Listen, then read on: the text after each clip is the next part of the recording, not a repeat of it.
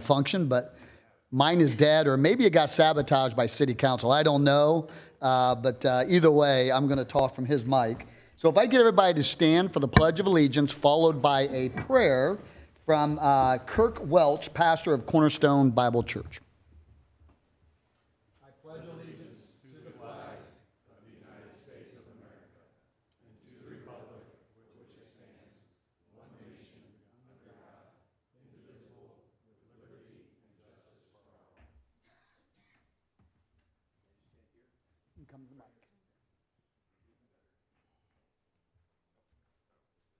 Let's pray together. Father, we are so thankful to you for so many good things. Every good thing that we have, we've received from you. And as we gather tonight, we are especially thankful for our city. So blessed to be a part of this community in Westfield. The way our people love each other and care for one another. And we are so thankful, God, that you have blessed us with this privilege and this stewardship to take care of this place. We're thankful for our leaders here tonight. We want to pray, God, for your blessing on them as they meet and listen and discuss and make decisions that are important for us as the citizens of this community. God, we are mostly grateful for your love for us and your provision for us to provide a rescue for us from our sin, to save us and to allow us to be in your presence forever in heaven through your Son, Jesus Christ. And so we thank you especially for him. And it is our desire, God, that we would honor you in all that we do and say. We pray for great wisdom for this meeting tonight, that you would guide and direct and allow the right decisions to be made. And again, we thank you for your kindness and your mercy toward us. Thank you for how kind and good you've been to us, how you've blessed us so abundantly. Pray that we would respond with lives that honor you and please you in every way. And we pray that this meeting tonight would also be a part of that. In Jesus' name I pray. Amen.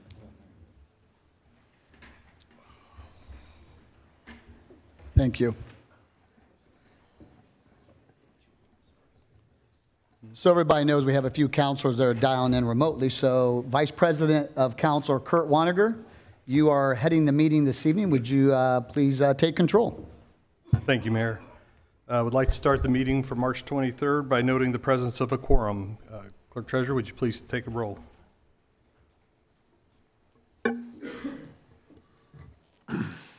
Patrick Tam. Kurt Waniger. Present. John Dart. Here. Joe Deppner. Here. Noah Herron. Here. Chad Huff. Here. Victor McCarty. Here. We have a quorum. Thank you. First item on the council business is the approval of the minutes from the March 9th meeting. Entertain a discussion and or motion. Make a motion to approve the meeting minutes. Do I hear a second? Second. Motion made by Victor McCarty and seconded by Chad Huff. Please take a roll. Kurt Waniger. Yes. John Dart. Yes. Joe Deppner. Yes. Noah Herron. Yes. Chad Huff. Yes. Victor McCarty. Yes. No Patrick Tam yet. Motion carries 6-0. Thank you. Second item for council business is consideration of the approvals of the March 23rd of 2026. Would like to entertain a discussion or a motion. Make a motion to approve the claims. Second. Motion made by Council McCarty, seconded by Mr. Huff. Like to take a vote on this? John Dart. Yes. Joe Deppner. Yes. Noah Herron. Yes. Chad Huff. Yes. Victor McCarty. Yes. Kurt Waniger. Yes. Motion carries 6-0. Okay. Announcement of changes to the agenda. There was one change to the agenda that was made earlier today. The approval or adoption or the consideration adoption of the comprehensive plan will be first on the agenda, with Ironstone Development PUD on there as a second item on the agenda. Kurt, sorry to interrupt. Patrick Tam has joined the meeting, just so you guys are all aware. Clerk Treasurer, you can make note of that. Thank you. And that would be the only change. Next item of business is special recognition for Connor Maddox, state championship in wrestling. Big achievement.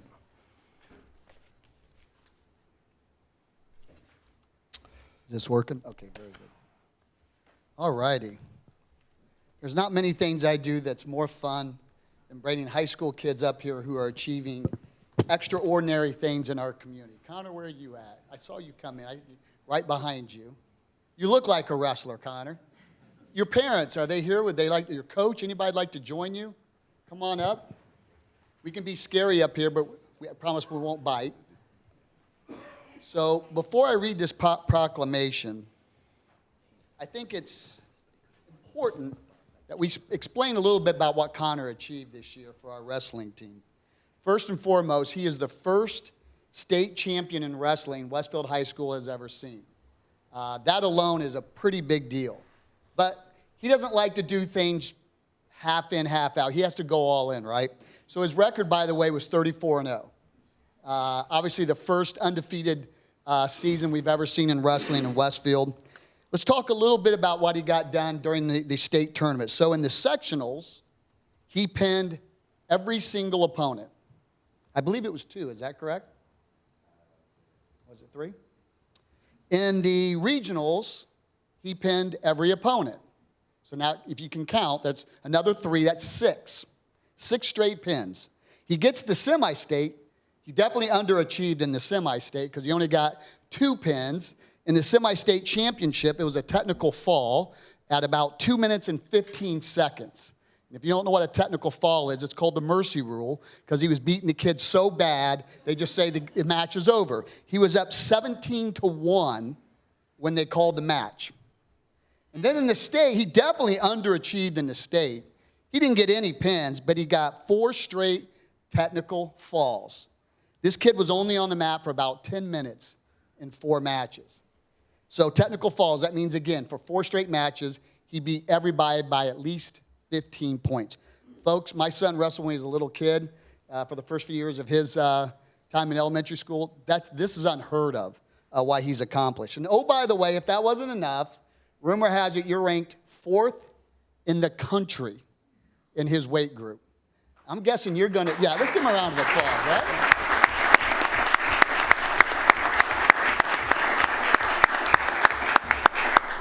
Now, Connor, if you don't know this, I'm a Purdue fan, okay? Purdue's wrestling team needs some help. Please keep them in mind. Keep an open mind to them. They have a pretty good wrestling team. I think Joey Blaze finished pretty high up this year. But anyways, I want to read this proclamation on your behalf. Whereas Westfield High School sophomore Connor Maddox demonstrated extraordinary dedication and perseverance during the 2025-2026 wrestling season, and whereas after finishing 4th in the 106-pound weight class in the state finals last year, Connor used that as motivation to train harder and return stronger the following season. And whereas Connor completed a perfect 34-0 season and won the 106-pound state championship at the IHSAA state finals on February 21st, 2026 at Gamebridge Fieldhouse, and where his technical fall victory in the championship match secured the first individual wrestling state championship in Westfield High School history, and whereas Connor's success reflects not only his determination and work ethic, but also the support of his coaches, teammates, family, and the Westfield community, and whereas Connor's leadership, competitive spirit, and commitment to excellence inspire fellow student athletes and bring pride to Westfield High School and the city of Westfield. Now, therefore, I, Scott Willis, mayor of the city of Westfield, Indiana, do hereby recognize and honor Connor Maddox for his outstanding athletic achievement and congratulate him on winning the IHSAA 106-pound wrestling state championship, bringing distinction to Westfield High School and our community. In witness whereof, I, Scott Willis, have hereunto set my hand and caused to be affixed the great seal of the city of Westfield, Indiana, on the 23rd day of March, 2026.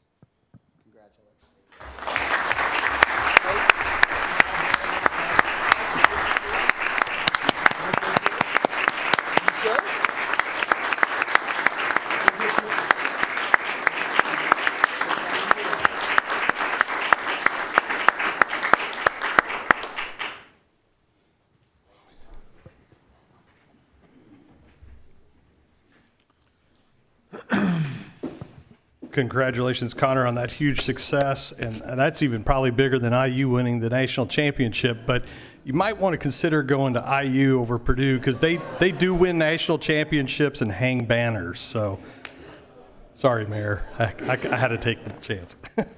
Who's IU playing this coming weekend in basketball, by the way? I just curious. Football never mind. season's We'll already talk about it started.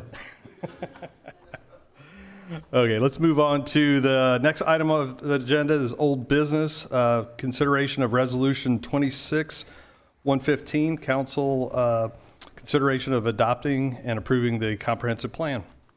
Let's see, tonight we got Caleb Ernest, long-range planner manager for the city of Westfield, presenting on this resolution. Thank you. As a brief overview of what the comprehensive plan is, what meetings they have attended. So the February 23rd meeting was a presentation to the council here. Urban 3 is the economic development. Urban 3 did a presentation that covered the analysis of the comprehensive plan. On March 9th was the formal introduction that REA did, a high-level overview of the comprehensive plan. March 11th, the Advisory Plan Commission held a public hearing, of which we received several comments from the public. Those comments were noted and responded to. The attached memo on the agenda covers how those comments were generally summarized and how they were either addressed in edits to the comprehensive plan or if they were already located in the comprehensive plan. Since then, it then went to the March 16th Advisory Plan Commission meeting, where it received an adoption and certification to the City Council before us tonight. That attached resolution is also on the agenda. And tonight on March 23rd, what we're going to do is we're going to have REA and Cynthia just briefly cover the issues that were raised at the public hearing and how we've addressed those. Afterwards, floor will be yours for adoption consideration. Thank you. Thank you, Caleb.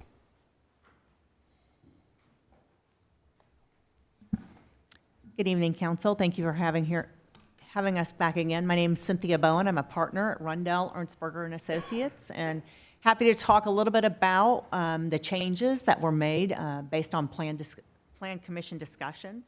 Just to remind you that the comprehensive plan really is a conceptual plan that talks about the type, the location, and the quality of desired future development.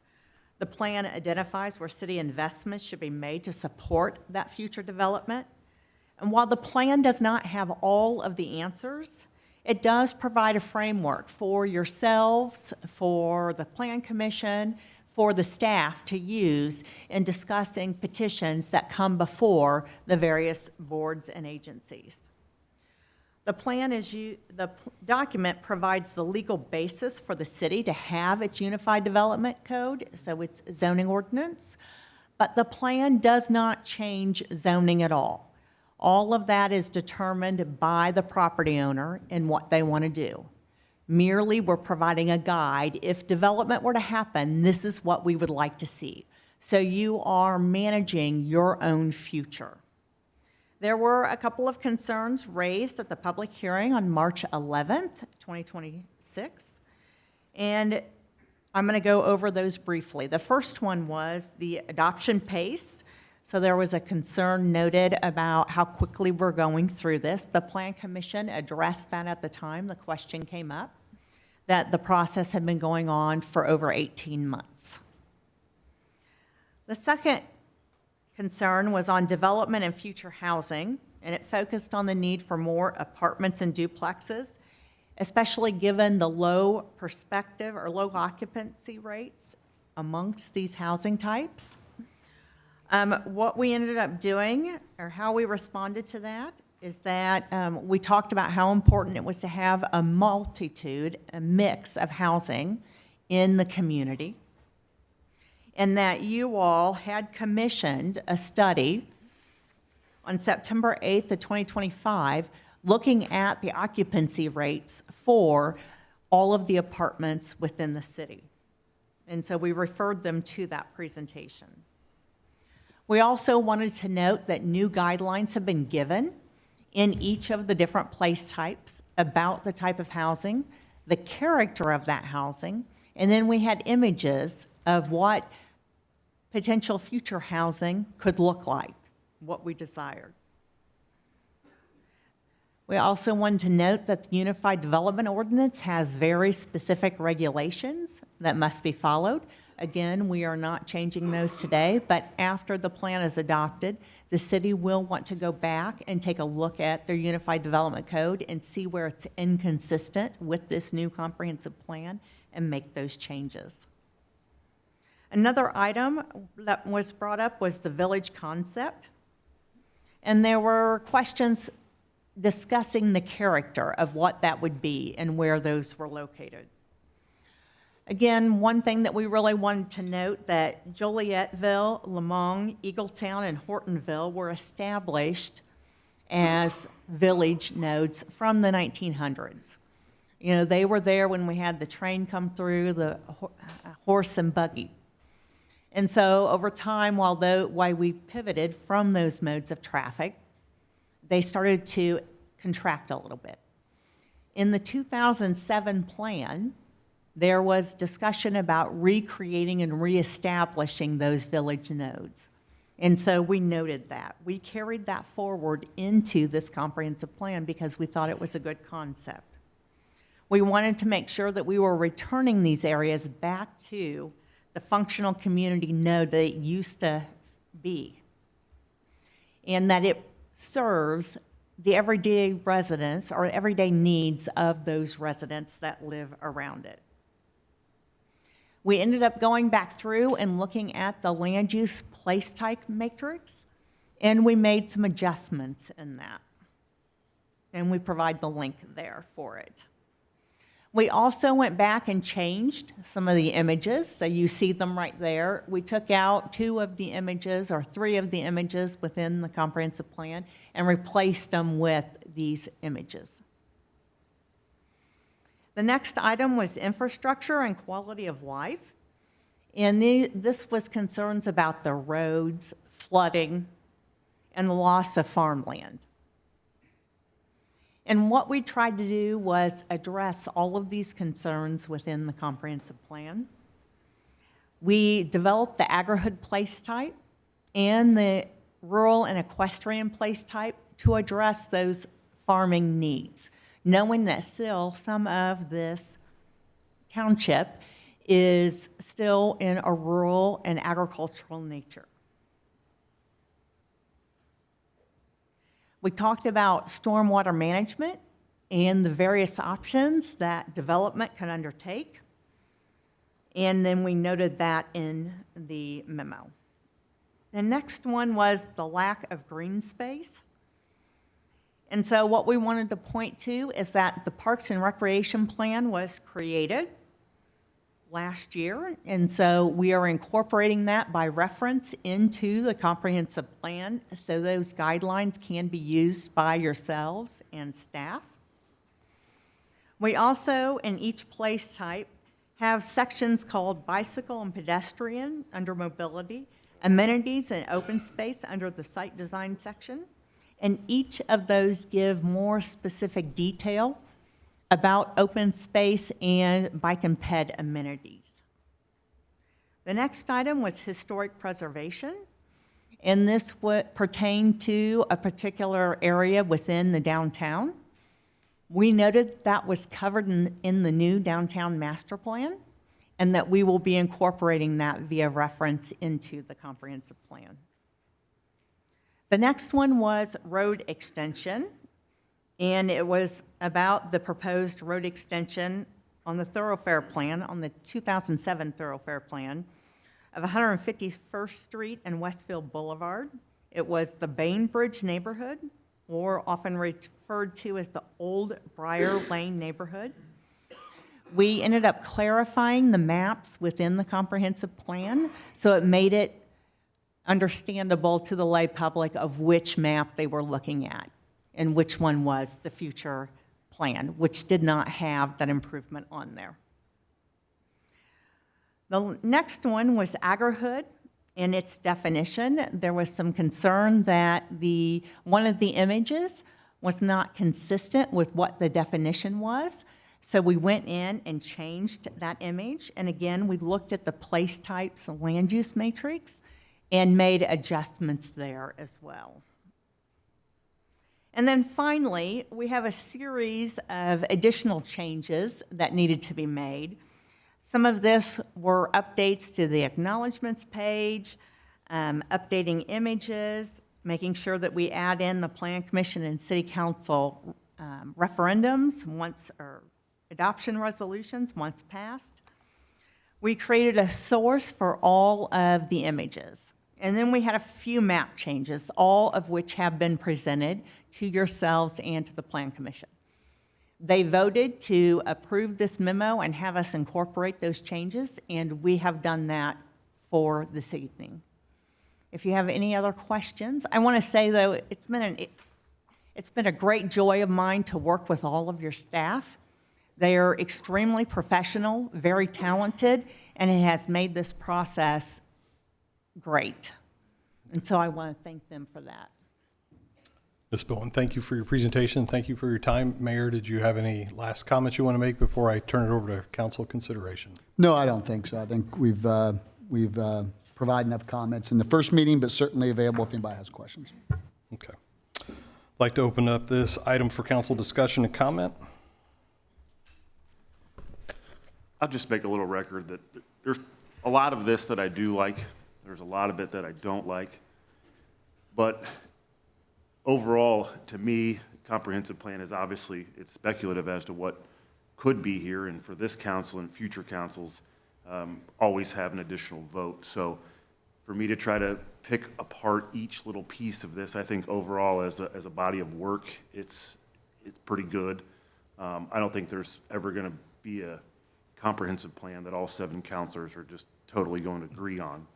But I just wanted to put that out there that this is a guide to this council and all future councils. It could be amended in the future. So a lot of this, particularly out northwest, is unknown at this time, and we're trying to get a map of it.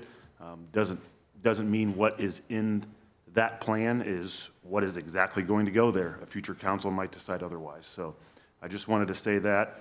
But overall, I think that it's a good body of work as we have right now. Thank you, Council Detman.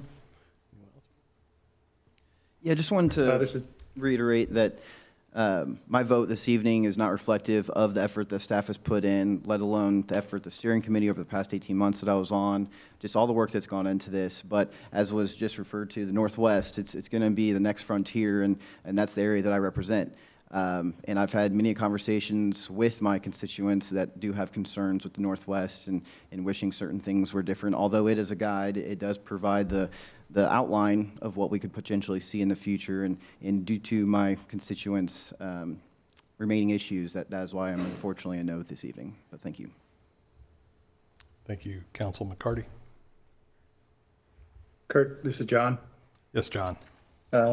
So a few weeks back, I had the opportunity to meet with the mayor and Kevin Todd and Caleb about my questions on the plan. And I'm not sure that some of those questions have been addressed. Maybe they are in the plan and have been incorporated. And I've got several, but one of the key ones was the map is what the city could look like or potentially look like in the future. And there was a section that said we currently, in other words, parks are going to be 10% of the land in the city. My question was, what is the percentage of parks today? What is the percentage of open industrial today versus what it needs to be tomorrow? And I think, Kevin, your response was, well, we don't have an answer to that yet. We can work on that. It may not be available in the plan. So where do those comments go? Or I mean, what happens to those questions that I have, and how do we know what's going to get done and not done?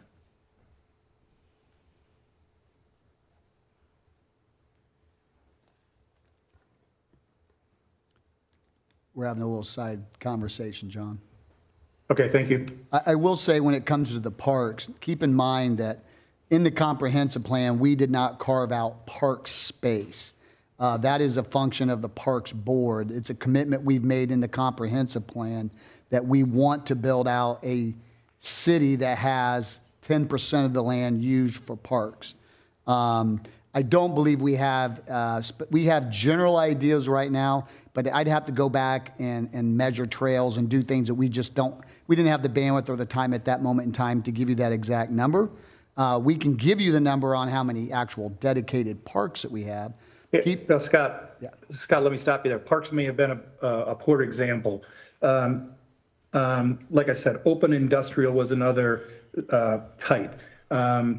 Residential was another type. Heavy commercial was another type. My point is, we said, here's how many acres of land we wanted to commit to each of these types, yet we didn't know what the current status was, or at least that's how I understood it. So how Yeah. can we get to 10% of land in the city being something when we don't know if it's 3% or 4%? That was my question. Okay, so we might have misunderstood you. So what we did provide and what we had not determined at that time, and we were waiting on REA to do a formal analysis on the map, was how much land was going to be dedicated for, or what percent the tax base would be based on 1%, 2%, and 3%, because that was something we talked ad nauseum about, is balancing out the tax base and making a more sustainable city moving forward. And we provided that to you. If you were looking for actual acreage, that was just something we haven't asked for, and I wasn't aware that that was a request from you. I must have misunderstood you.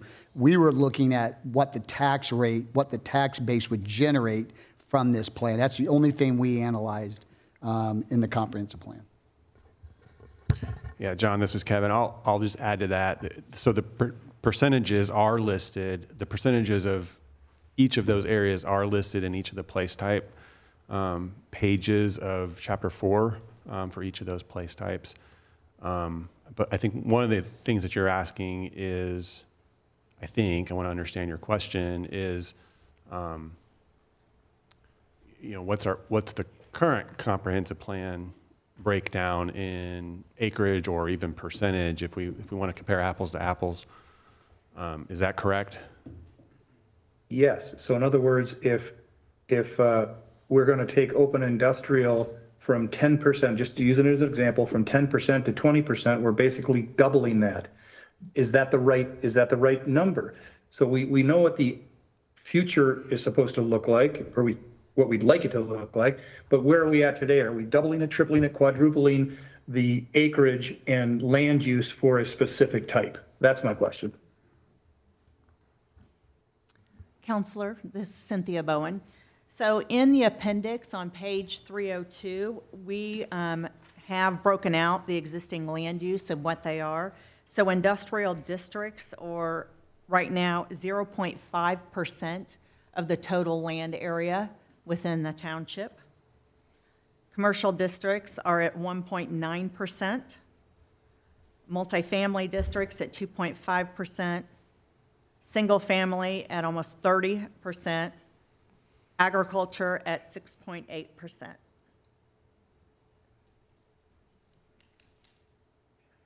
Thank you. One other comment, Cynthia, while you're there. I don't mean to be negative here, but you mentioned on September 8th that a study was completed on multifamily. That study was not complete. That study did not answer the questions of many of the council members who still question today our multifamily growth and its impact on the city. So I'm just stating this, that additional work needs to be done regarding multifamily, and the council is looking to work with the administration on a more revised and in-depth study regarding multifamily, because this is a question that will continually come up in the future as we look at single-family residential versus multifamily versus townhomes, et cetera. We've got to get a handle around what the true numbers are today and what they could look like down the road based on current approvals and future projects or PUDs coming our way. So I just want to make that very clear that, yes, the study was done, but it was not complete. And Councilor Dart, I will mention again, we presented to you one-time data that we thought you were looking for. It did include occupancy rates based on all of our mixed use and single family or multifamily garden style apartments. It wasn't exactly what you're looking for. We recognize that, and we have committed that we will do that. It's a bandwidth issue right now, and you had mentioned you guys were looking to hire a consultant to do that, and we support that effort. But that is independent of the comprehensive plan, because just like anything in a comprehensive plan, market demands, interest rates, are so many factors that drive development that we could come up with this plan today, have a housing bottoming out tomorrow, and everything stalls. So that's up to the council individually as projects come to you to weigh in on that. That's not something a comprehensive plan dives into. It's not something we asked REA to do. And again, we agree with you. We're happy to support that. Again, I don't know what else we can do on that. I know you're not happy about it. I'm sorry about that. We've tried to accommodate your requests. And again, if you guys want to hire a consultant to deep dive even more into it, we support that effort. We're certainly not trying to hide anything. Thank you. Thank you, Councilman Dart. Anyone else? Okay. I just got a few words to say. Director Todd, congratulations on this huge endeavor by your team. Very professional going through the process. Senior or your long-range planner, Caleb Ernst, did a great job of holding the meetings and organizing the meetings. So we appreciate that, as well as your entire staff. Mayor Willis, regardless of how the outcome of the vote comes tonight, I appreciate you moving forward with this. I think that's one thing all of us councilors probably agreed on while we were running for office, that this needed to be updated. It was long overdue, and it took your courage and challenge to push this forward. So we do appreciate going through this process. As Councilman Deppner said, there's parts I like, there's parts I don't like. And I think that is probably the sentiment of everyone, whether it's residents, developers, or whoever you are in the public. But there are good parts of it. And just like like a business, you got to have a good strategic plan, and you got to review that every year and see where you're at and maybe revise it. And these plans like this are our roadmap to our success. And as also mentioned tonight, these can be updated on a regular basis, as well as changed with future councils. So, and future mayors as well. So appreciate the total effort that was put forward on this, and would like to, hearing no further discussion, would like to entertain a motion. I'll make a motion to approve Resolution 26-115, comprehensive plan. Second. Motion made by Councilman Herron, second by Chad Huff. Clerk Treasurer, would you please take a vote? Joe Deppner. Yes. Noah Herron. Yes. Chad Huff. Yes. Victor McCarty. No. Patrick Tam. Yes. Kurt Wanninger. Yes. John Dart. Yes. Motion carries 6-1. Thank you. Second item on the agenda tonight is ordinance 2566, Ironstone PUD. This is being presented by staff planner Weston Roger. Oh. Ryan, you're presenting tonight, huh? Oh, I'm Weston. Oh, Weston, sorry. I'm sorry, yeah. Sorry. No worries. It's a...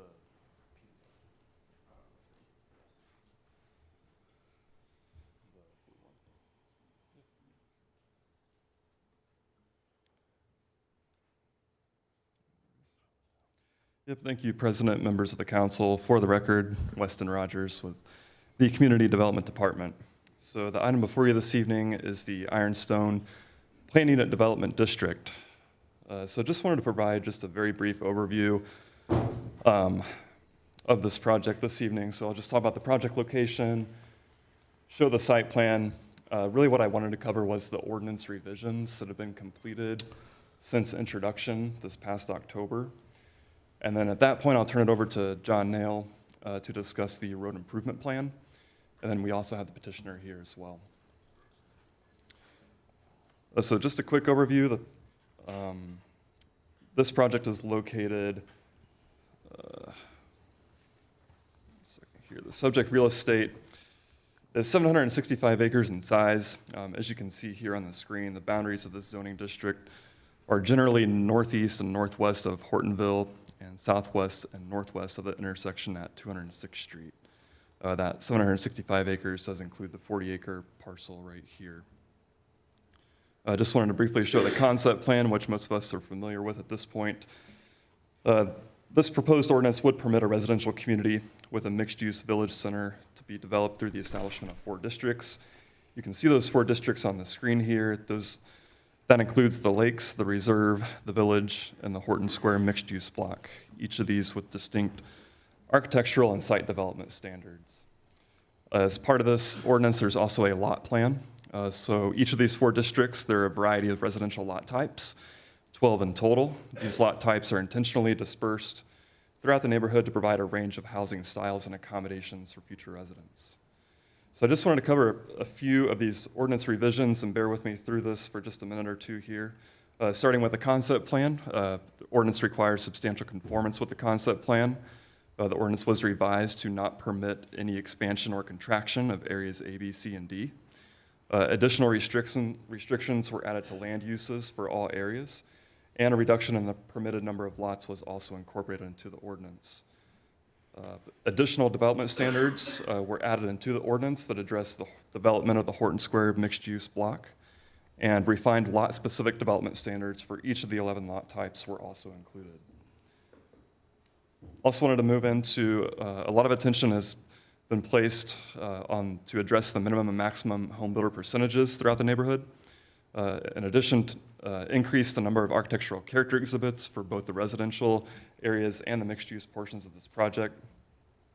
In regards to landscaping and tree preservation, additional landscape buffering exhibits were implemented into the ordinance. We also added about a page of additional tree preservation language and additional exhibits, and addressed common area landscape design. In regards to infrastructure, we developed a project-wide streetscape and trail network plan for the entirety of the development, and created a road improvement plan for the development, which John Nail will speak about once I wrap up here in a minute or so. And then lastly, open space, a minimum of 20% of the project to be open space per the exhibits included with the ordinance. In addition to that, the petitioner developed a signage and fencing plan, so a master sign plan for the entirety of the development as well. We did address amenities, so we addressed the development of those amenities and the timing of those amenities, and how those should be developed in substantial compliance with all the exhibits that are included with the ordinance. And lastly, there are developer commitments attached to this ordinance. Those include commitments regarding rental restrictions, a commitment to donate a portion of the real estate to the city of Westfield, and then a commitment to enter into a development agreement with the city of Westfield regarding road improvements, which John Nail will speak to in just a second. So with that, I'll wrap up. Before I turn it over to John Nail, as a recap, a public hearing for this item was held at the November 3rd APC meeting, and following a series of workshop meetings with the Plan Commission, the Plan Commission forwarded a 7-1 favorable recommendation to the City Council at their March 16th meeting last Monday. So this evening, this item is eligible for your adoption consideration. Thank you. Thank you, Weston.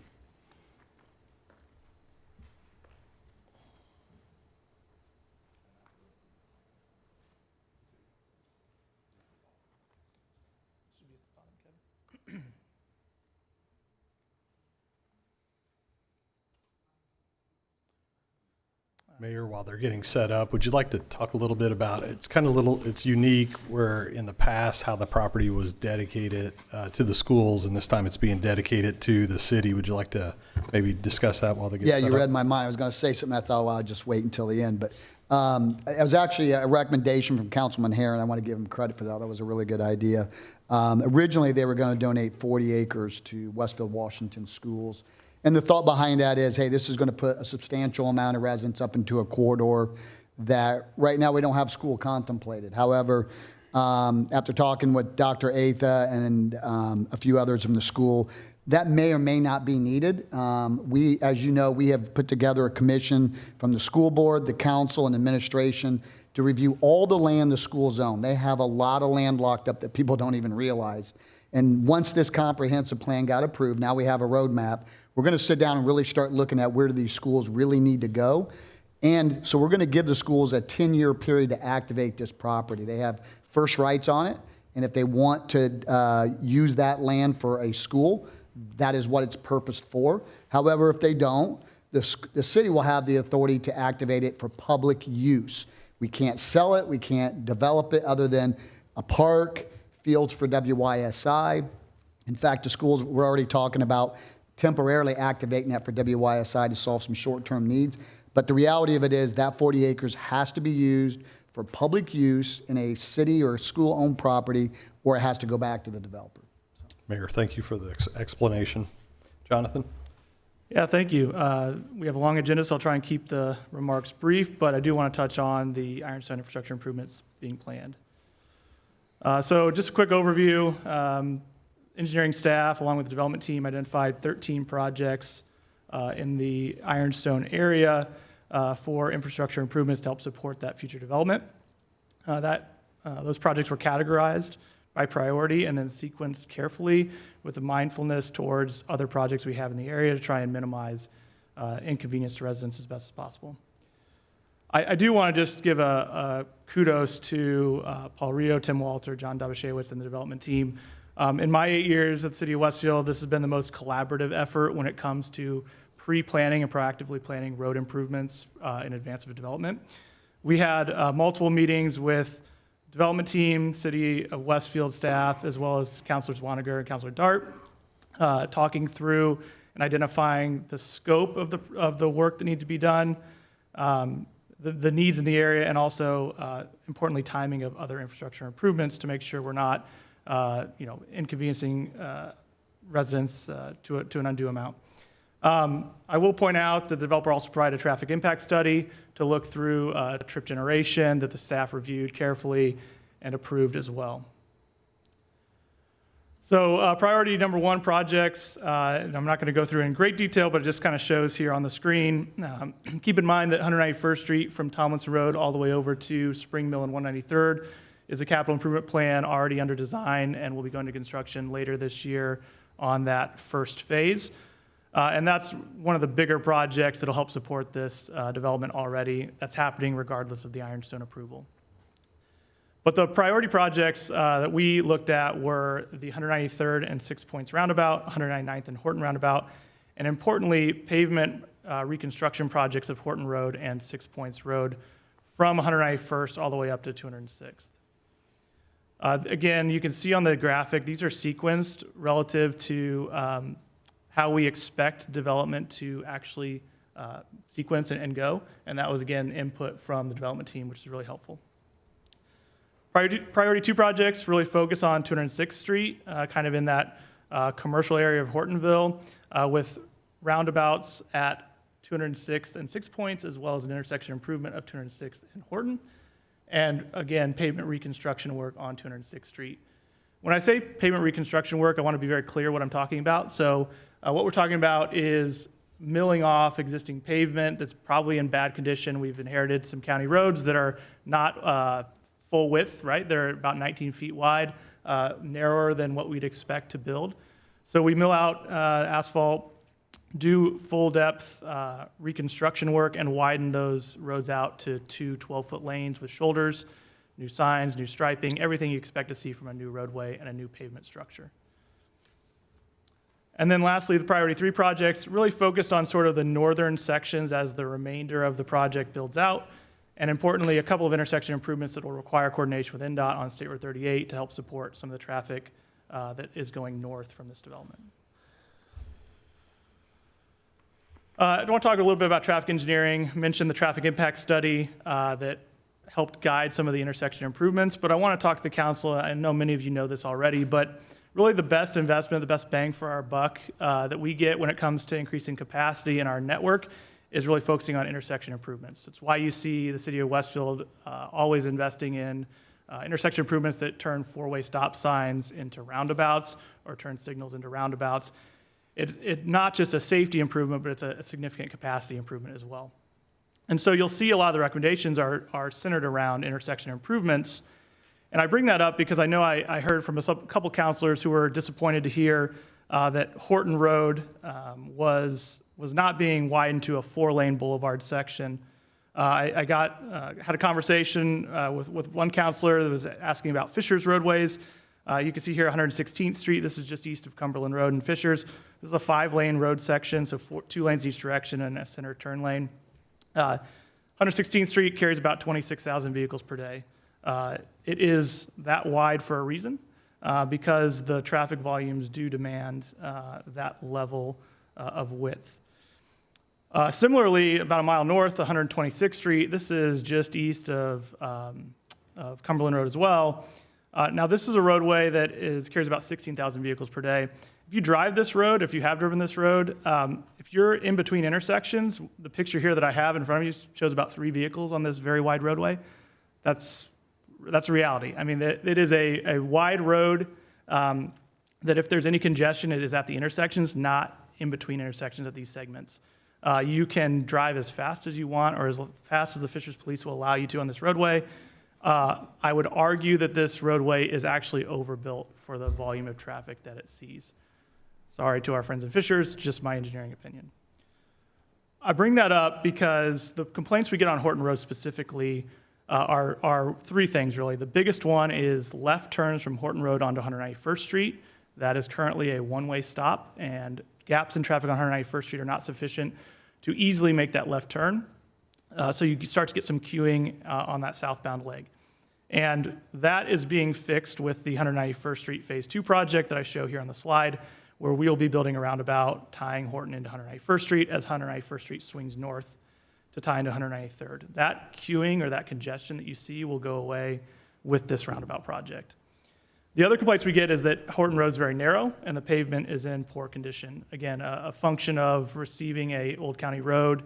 And there have been improvements as developments build out on Horton Road, but it's not wholesale, right? And so that's where this pavement preservation, pavement reconstruction project comes in. We're going to widen that roadway out to 2 12-foot lanes with shoulders and new striping, brand new pavement. So the main complaints that we get about Horton are going away with this road improvement plan. Again, I mentioned that a little bit on that Fishers segment that as we project traffic counts for full build out, the volumes even at full build out do not warrant a 4-lane section. I even projected traffic out with the full build out plus a growth rate for 20 additional years. We still don't meet that warrant for a 4-lane roadway section on Horton Road. And 4-lane roadway sections are extremely expensive to reconstruct. Just from 191st to 206 would be about $13 million. So if I do one thing in the city of Westfield, it is to make sure that we are properly estimating traffic volumes and building the right sized road for the situation. What happens when you overbuild roadways, you get higher speeds, you reduce safety, and you get crosswalks that are lengthened to cross that wide roadway, which hurts pedestrian safety as well. So we want to make sure we're building roadways to the right size based on sound engineering judgment. Lastly, I want to talk about improvement costs. So road impact fees will be collected from Ironstone.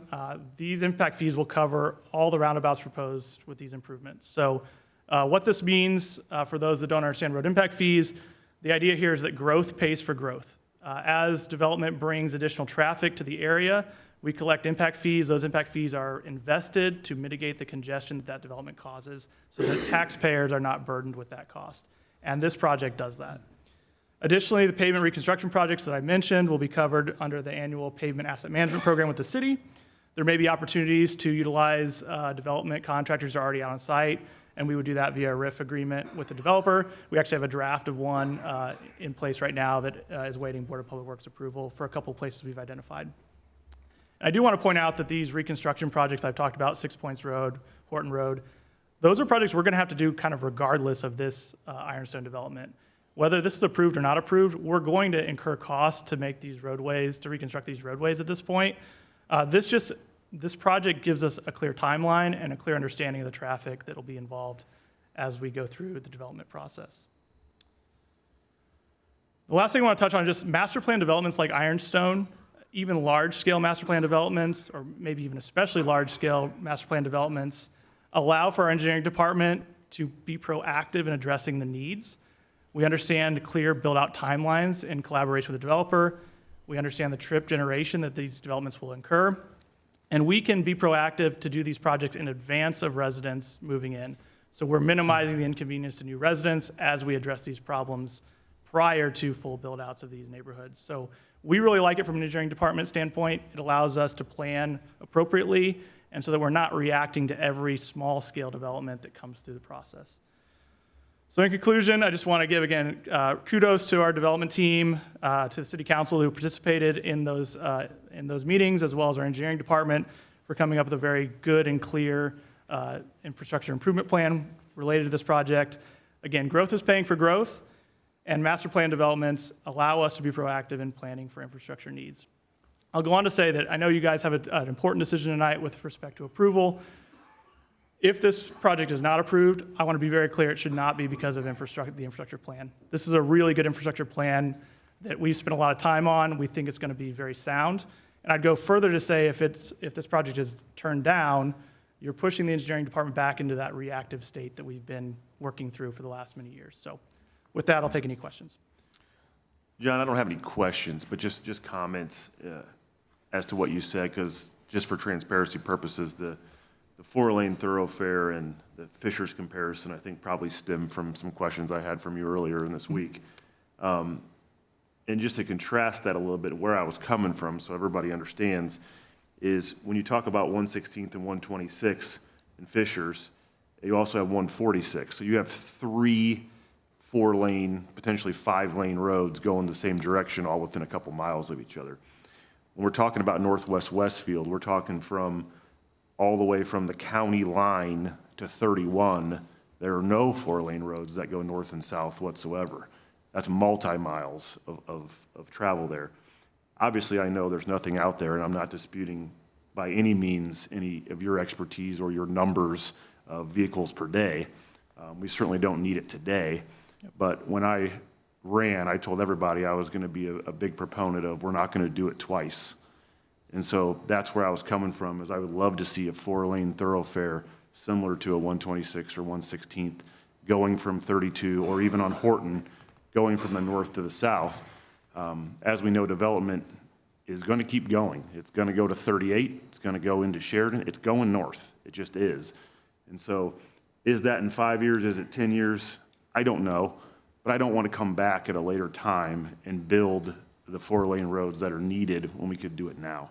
And that's kind of where I was coming from. Thank you. Yeah, Councilor Dupper, that's a good perspective, and I appreciate your comments because it helped me understand kind of where the council was coming from as we were looking at this infrastructure improvement plan. And the only thing I would say to that is just, again, looking out 30, 40 years from now, the segment itself, so the intersection improvements are the things that are really contributing the most to congestion mitigation and to pushing that traffic through. It's the segments that are very expensive that don't do as much for that congestion mitigation. And looking 30, 40 years out, we still don't meet the warrants. And so what we're trying to avoid is maintaining a 4-lane road, not just building it now, but also maintaining it for 40 years when we aren't really getting any value out of it. So that's where we come from on that. Yeah, and I just thought that the Ironstone development would have been the catalyst to try to drive one of those types of roads, but we can agree or disagree. So. Yep. And kind of on that same note, my perspective has always been not necessarily going all the way to a 4-lane road, but more so looking at south of 146th Street. I know we've had conversations about this in Carmel, Spring Mill, Ditch, of having that median in between just to prevent head-on collisions. So kind of to the same point that Councilor Deppner was making of just not wanting to have to do it twice and just do it once. And especially with how many unfortunate collisions we've had, say on 6 points and so forth, that's the perspective that I look at, is just general safety. Yeah, I mean, that's a great perspective. Safety is critical for our residents. I will say, south of 146th Street within Carmel, I think Spring Mill Road is a pretty good example. You've got 1 lane each direction with a median. It's a good project. The corollary to that is Town Road further west. That's 4 lanes with a median. It's a beautiful roadway. Carmel spent a boatload of money on it. Again, the traffic isn't there to really require 4 lanes, in my opinion. So. And I would say I was the same way when I was Public Works Director. We looked at Spring Mill Road north from 146th Street up to Spring Mill Road, and we did a study on a 4-lane road. And I think at that time it was $20 million to build that road. I think in today's dollars it's closer to $50–60 million for that section of road. And if you did the road north of 32 up to 193rd, it'd probably be that as well. So probably could have built that road back in the day for about 40 or maybe 50 million, and today it's probably 120 million. But in regards to that, you know, after seeing what Carmel did, like on Spring Mill Road, like you mentioned, and the amount of cars it handles a day, Ditch Road and some of the other roads, even 116th Street is only 1 lane in each direction until you get over to Fisher's, except for the downtown Carmel area. So it's made a believer out of me how it moves traffic, and it's a lot safer than the 4 lanes. In regards to this comprehensive plan, yes, I want to thank Jonathan Nail and Michael Pierce for their hard work on this, as well as Paul Rio and Tim Walter and their attorneys for working on this as well. That was a huge undertaking, number of meetings associated with it, but I'm giving future developers forewarning. This is going to be a requirement going forward on all developments that we're going to require road improvements. The days when subdivisions are built, Osborne Trails, for example, or even Chatham Hills that are, led to on a small county line road that fails almost immediately, that's going to stop in the future. Jonathan, one thing on your one slide, I was showing them, wasn't showing on one slide, but it was showing on a slide later. I think it was in your primary one roads. Yeah, so on this one here, where 191st Street comes across and ties in 193rd, it might be hard to see. It might be shown here. Talk about Spring Mill Road from 191st Street up to 193rd, and that section being improved with this development. Yeah, it shows it on that one a little bit better. Yeah, it's cut off from this this image, but it gives you a little bit better view. So this is Spring Mill Road on the left side of the image. 191st will swing through roundabout at Horton up to 193rd. Spring Mill is actually going to swing out just a little bit to the west and with another roundabout there at the Osborne Trails entrance. We feel good about this layout for a couple of reasons. One, adding a roundabout there at Osborne Trails will help those residents get out more easily in a more safe manner. It'll also tie Spring Mill Road into that 193rd Street arterial. Without, originally, you can see the old right-of-way line work. Originally, the plan was to tie it in through this farm field. And in working with economic development and folks with Grand Park, bisecting this large developable area was not ideal for economic development. And from a transportation perspective, we felt good about carrying Spring Mill up into a roundabout over at Osborne Trails. So that was kind of the basis for the decision that we didn't want to bisect a very large parcel of land immediately adjacent to Grand Park. And keep in mind that this will be contiguous with the Grand Park boundary as 191st Street in this segment will go away, except for maybe a driveway. So that's the idea behind it. We are still in design on that project, but making good progress towards that design. And the yellow line on Spring Mill Road, that'll come all the way down to 191st Street for road improvements. It's not going to stop right there. That's correct. They just showed where we come off the alignment of Spring Mill Road, but this piece of Spring Mill Road will also be improved, new pavement section. And for those that live in Osborne Trail, timeline roughly on that's probably about 2 years out. Yeah, that's right. Probably more like spring of 28 at this point. Okay, thanks. Yep. Okay. Thank you, John. Go ahead. If I could just add to kind of couple of what you and Joe were both saying. From a city's perspective, we are trying to push development similar to Ironstone. Now, it doesn't have to look like Ironstone. It doesn't have to have a village center like Ironstone, but it is a master development plan. And I think John hit the nail on the head on the why behind that. One, it's just better planning. When you look at our best neighborhoods, our most talked about neighborhoods, I'm not devaluing our smaller pocket neighborhoods. We have some great ones of those as well, but some of our most popular developments are the Harmonies, the Centennials, the Bridgewaters, the Chathams. These are master development, similar in size to what you see at Ironstone. We can't do this everywhere, and it's virtually impossible to do it for every project, but we are encouraging developers to try to consolidate more land because we think it's better development, one, but two, it's the infrastructure side. I recognize that we have gaps in our infrastructure right now. Now, I would argue some of our gaps, people don't realize it's because it's a country road. Annexation has changed dramatically in Indiana going back 20 years ago when Mayor Cook and Mayor Brainerd did annexation wars and were gobbling up everything. You can't do that anymore. If you look at our city map, it looks like Swiss cheese up in the northern portion, and I can't annex those in. Now, when we snow plow, I can tell you, matter of fact, we don't pick our plows up when we get on 191st Street. It changes 5 times from Grassy Branch to US 31, and I don't pick our plows up and ignore the county stretches. That's not good government. It's certainly not who we are as Westfield residents. So we pay for that for the township who doesn't pay into our taxes. And that's okay, but the only way we're going to address a lot of these gaps is through investing proactively with road impact fees, and we can only do that with these larger developments. If we're going to develop Ironstone out 50, 100, or 200 acres at a time, No infrastructure improvements until it's all built out, because I just don't have the road impact fees or the certainty of what's coming to be able to plan for it.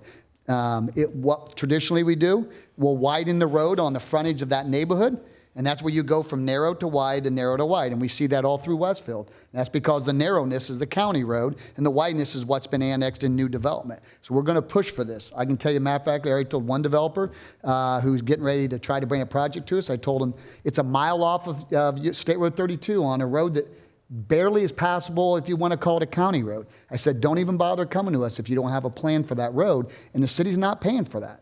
If you want to develop it ahead of everything else, then you got to come up with a vision for that.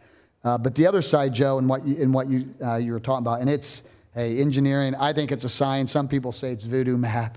I'm a civil engineer. I certainly can't design roads anymore, but I went through a lot of the schooling associated with it. It is a science to it, and I will say the other side of that is there's a sustainability piece.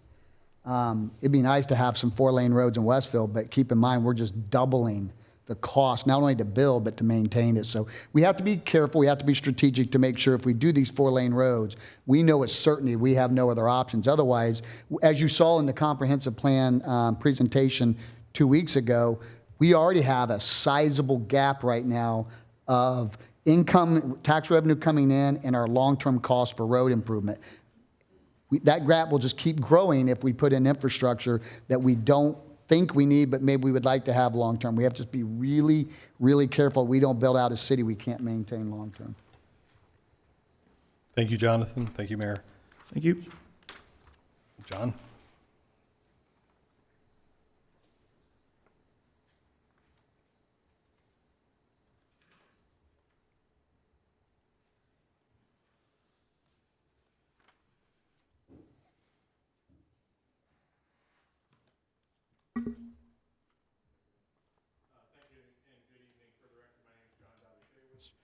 I'm a land use professional with the law firm Nelson and Frankenberger, and we represent the petitioner Platinum Properties Management Company.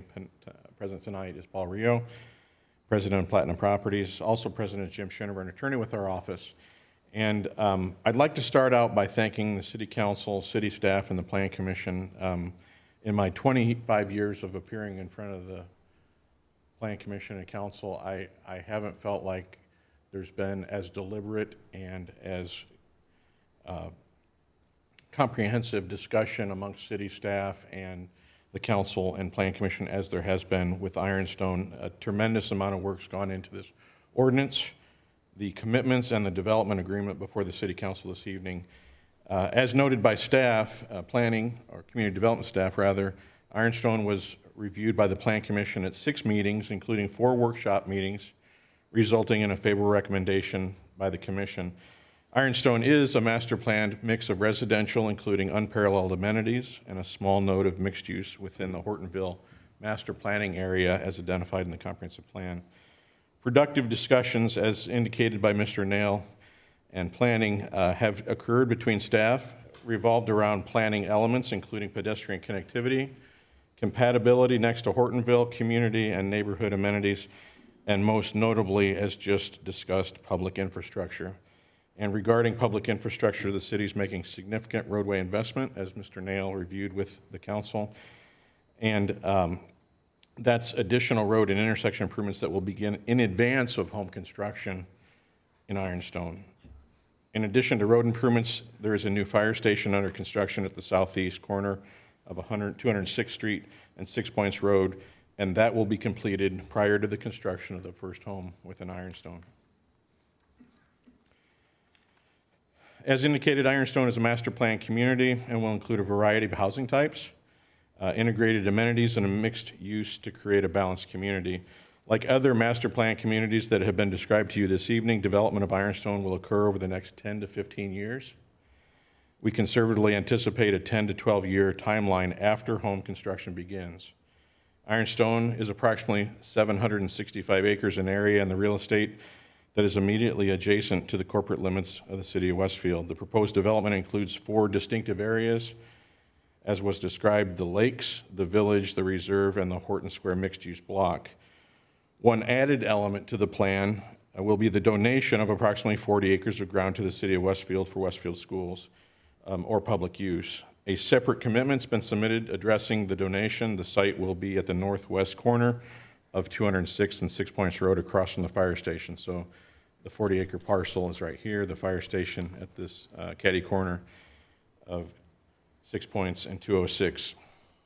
Master planning of this larger area included in Ironstone allows for the significant attention that's been shown toward connectivity and the integration of public spaces that will contribute to pedestrian-friendly environment.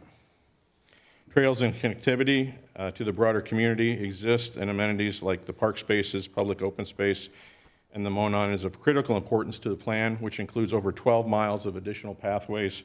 That's not to mention sidewalks that will occur on both sides of every street within the community. Can you go down? Oh. There we are. Thank you.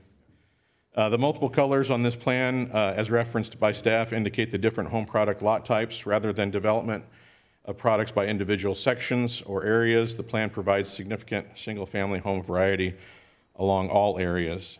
In this regard, limitations have been set on the percentage of homes that may be built by individual builders. And as required by the ordinance, the limitation sets the three areas at 50, 60, and 40% respectively between the lakes, the village, and the reserve, which results in an overall theoretical maximum of 51% for any one builder of the single-family homes. This doesn't include the townhomes or the multifamily development. One more down, thank you. As discussed, open space and amenities include the Foundry Park. Foundry Park is the larger green space right here, central to the village area. That's an 11-acre plus public space that includes over $4.5 million in amenities. While the clubhouse and pool facility won't be open to the general public, that's an area that's open to the general public for their use and enjoyment. I want to put this size in perspective, the size of this park area in perspective. Grand Junction Park in downtown Westfield is 5.4 acres. This park space within the central area of the village, which isn't the only park space, is more than twice the size of Grand Junction Park that serves the overall Westfield community. It's difficult. A lot of the times we're looking at either 8.5 by 11 sheets of paper in front of you or the images up on the screen. It's difficult for folks to gauge the overall scope and scale of development that is proposed for a site. It's also important to note that the amenity features submitted within Ironstone are included in the PUD ordinance. As staff indicated, they're required and will be reviewed for compliance as development occurs on the real estate. As a side note, like much larger planned developments, the enhanced level of amenities that you see within Ironstone are only possible with a larger overall master plan community. If the site was developed in smaller 40 or 80 acre tracts over the 765 acres, a developer wouldn't be able to bring to you, likewise with the road improvements, a plan for development on the real estate, which includes this much area. The overall ordinance requires 20% open space. That's 150 acres, 765 overall acres. You have over 150 acres of required open space. I want to make another point. That does not include the additional 40 acres for public use that is at that northwest quadrant of 206. So there's over 190 acres of the 765 acres. That's over 25%, 1/4 of the real estate's dedicated towards open space or public use for the use and enjoyment by the overall community.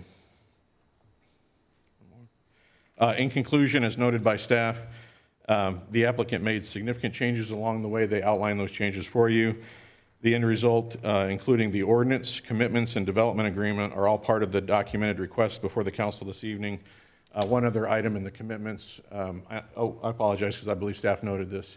Rental restrictions are one component, the dedication of the property to the city is the other component, and the third component is the development agreement. So we appreciate your time this evening. Would respectfully request the council's favorable consideration and approval of the Ironstone Master Plan community. With that, I'll conclude. Thank you. Thank you, John. I'd like to open this up now for further discussion and comments by the council.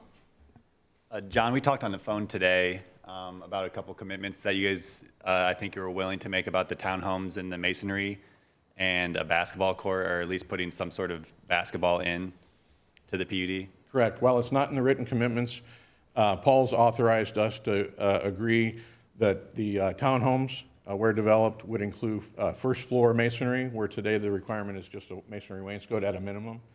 as well as a basketball court isn't included on our list of required amenities.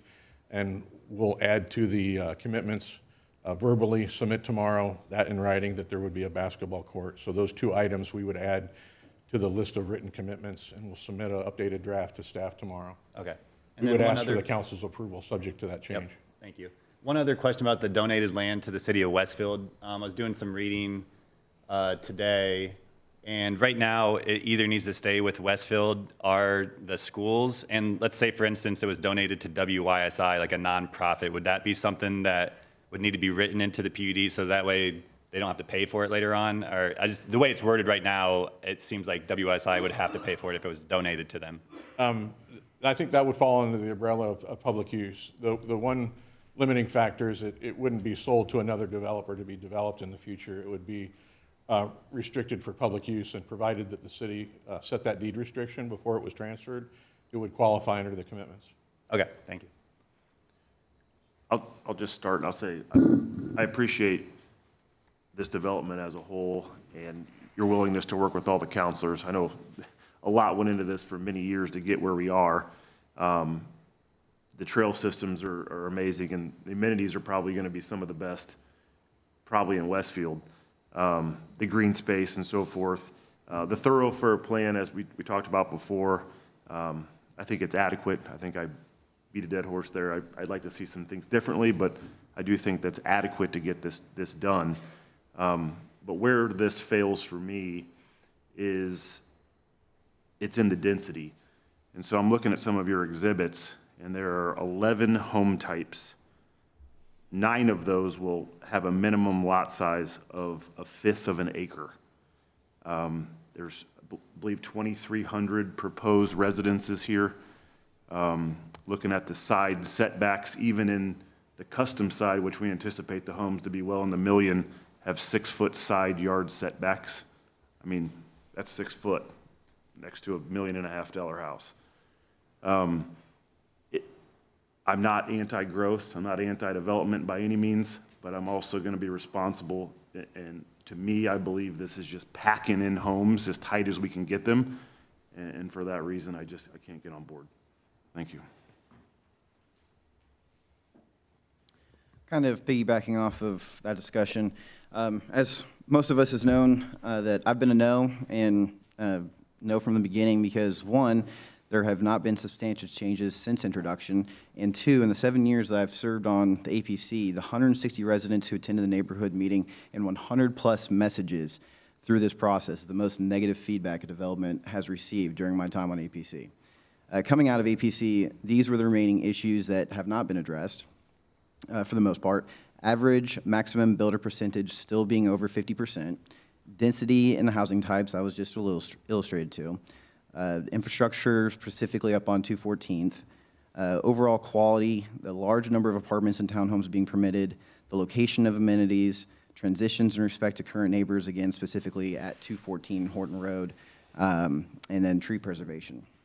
So with the reserve, the lots that are touching 214, those are all 50-foot wide lots, as opposed to the rest of the reserve, those are 90 to 110. So again, kind of to the point that was just made, you're having $1 million plus homes that, could be estate lots, which is what is currently in the area today, and just packing it in with 50-foot or less lots.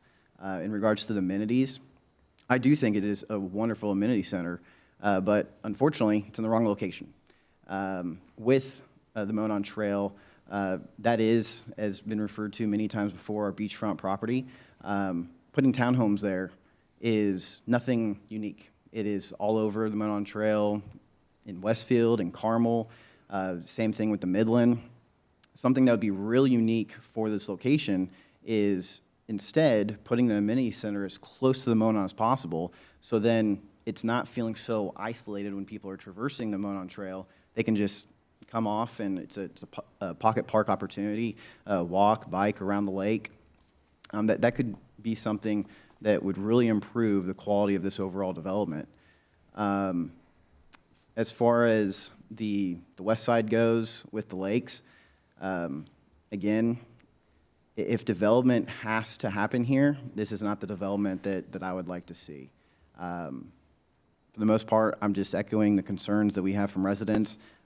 Still looking at my notes, the over 50%, that was something that was sort of addressed, but instead it's the lakes, and I could be wrong with the Lakes Village without having it in front of me, but it's 40% as a cap, and then 50%, and then 60% as a cap in the reserve as well.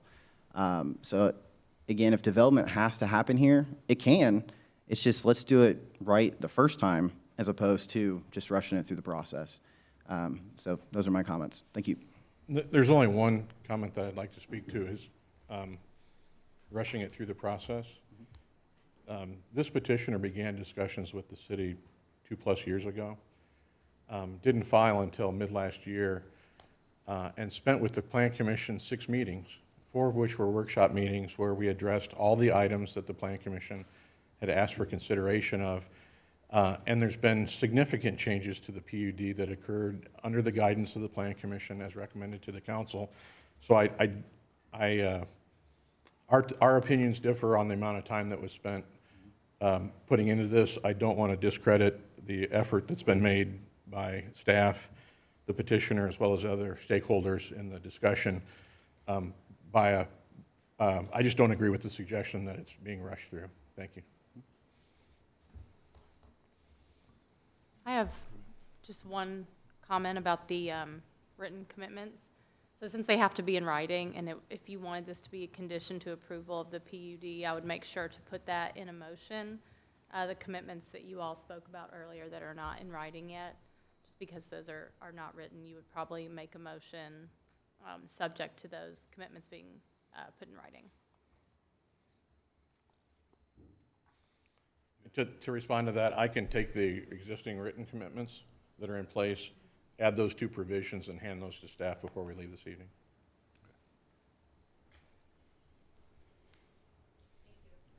This has been definitely a tough one. Tons of work, lots of emails, lots of phone calls. You're never going to make anybody happy on a big development like this. It just touches too many properties. With that being said, in my opinion, there's been very little asks that weren't met by the developer. And I think, in my opinion, I'd like to make a motion to approve this Ironside development.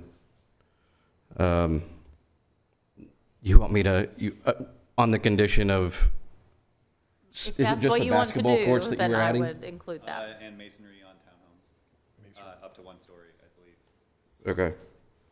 So I'd like to make a motion to approve ordinance 25-66 on the condition that the brick on the townhomes and the basketball court be added to the written commitments.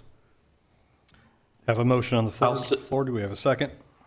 I'll second that, but I have further discussion. Okay, go ahead. Thank you. So in front of us tonight is a large project, no doubt. It's 765 acres. It's not the largest project that Westfield has considered, but 190 acres of it is open space. It's not the largest considered. It's not the largest that the city of Westfield's ever approved. If we want the master plan development or 30+ projects to come in front of us, they'll all be separate, they'll be inconsistent, and the opportunities presented in front of us to be actually proactive versus reactive will not exist. If we don't approve this tonight, we don't receive 40 acres of land where we could use it for public use, schools, WYSI, city purposes, public use. Dedication to that school is unheard of. That does not pencil with the 30+ developments of the 765 acres. It does pencil in front of us tonight. The tree preservation is complete at risk in the areas of the Monon Corner section where we see 97% tree preservation. A quarter of the project is open space. Stronger trails and connectivity with the master plan versus 30 separate plans. Impact fees, $10 million plus with added efficiencies with the developer We could complete over 13+ intersections on roundabouts, 13+ intersections. The growth actually pays for growth. 30+ projects, good luck. With smaller projects, you do not have the ability to plan. You do not have the ability to run or plan for infrastructure, for water, for roads, or utilities. The additional village components contained in this project will not occur with 30 separate projects. Do you want to be proactive versus reactive? We currently have $1 million homes on small lots being sold by production home builders. Go to Midland. Homeowners and buyers determine what density issues that they like, or would they like to have a small yard to take care of with a quarter of the land around them being open space that they pay HOA fees, but they don't mow it. As a city, we are looking for max AV per acre. That is what we're incentivized to do. This project does represent that. If you look at heat maps of Carmel, if you look at heat maps of Westfield, these types of projects are immensely successful with homeowners and future buyers as well. It also attracts a diversity in terms of lifestyle as well as socioeconomic as well. Today, we have the opportunity to be proactive or continue to be reactive. If you want to continue to be reactive, vote no. If you want to be proactive and actually have an infrastructure plan that can pay for itself, this is the vote. It's as simple as that. Thank you, Councilor Tam. Any other further discussion? Hearing none, we have a motion on the floor by Councilor Huff and a second by Councilor Tam. Clerk Treasurer, would you please take a vote? Noah Herron, No. Chad Huff, Yes. Victor McCarty. No. Patrick Tam, Yes. Kurt Wanninger, Yes. John Dart, Yes. Joe Deppner. No. Motion carries 4-3. Thank you. Thank you for your time this evening. Okay, we'd like to move on to the third item on the agenda, Resolution 26-106, the fiscal plan ordinance for the Markham annexation. Hang on.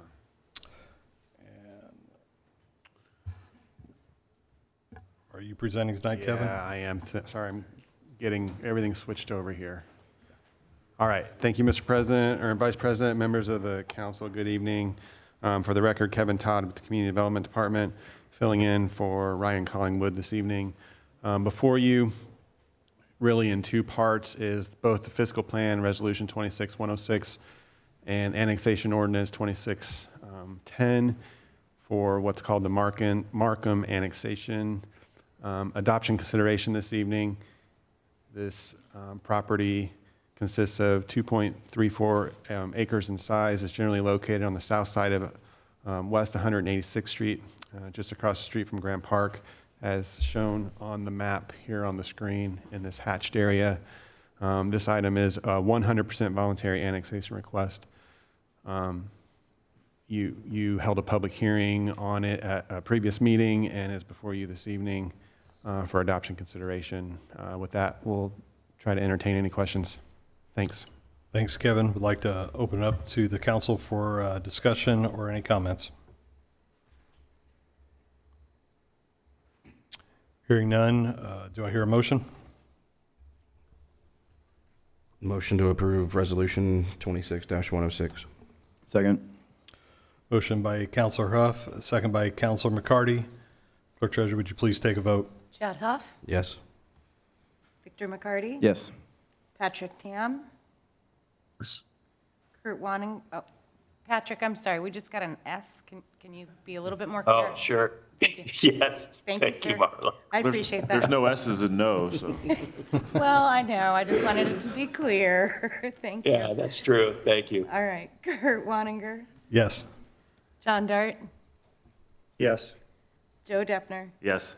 Noah Herron. Yes. Motion carries 7-0. Thank you, Clerk Treasurer. Second item, it's attached to this item, is the annexation of the Markham parcel since the fiscal plan has been approved. Any comments on that, Kevin?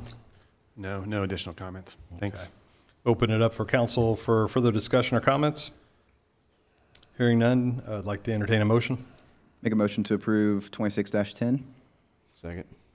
Motion made by Council McCarty, second by Council Huff. Clerk Treasurer, please take a vote. Victor McCarty? Yes. Patrick Tam? Yes. Kurt Wanninger? Yes. John Dart? Yes. Joe Deppner? Yes. Noah Herron? Yes. Chad Huff? Yes. Motion carries 7-0. Thank you. Next item on the agenda is ordinance 26-12, Common Council creating a new fund for the Department of Justice equitable sharing.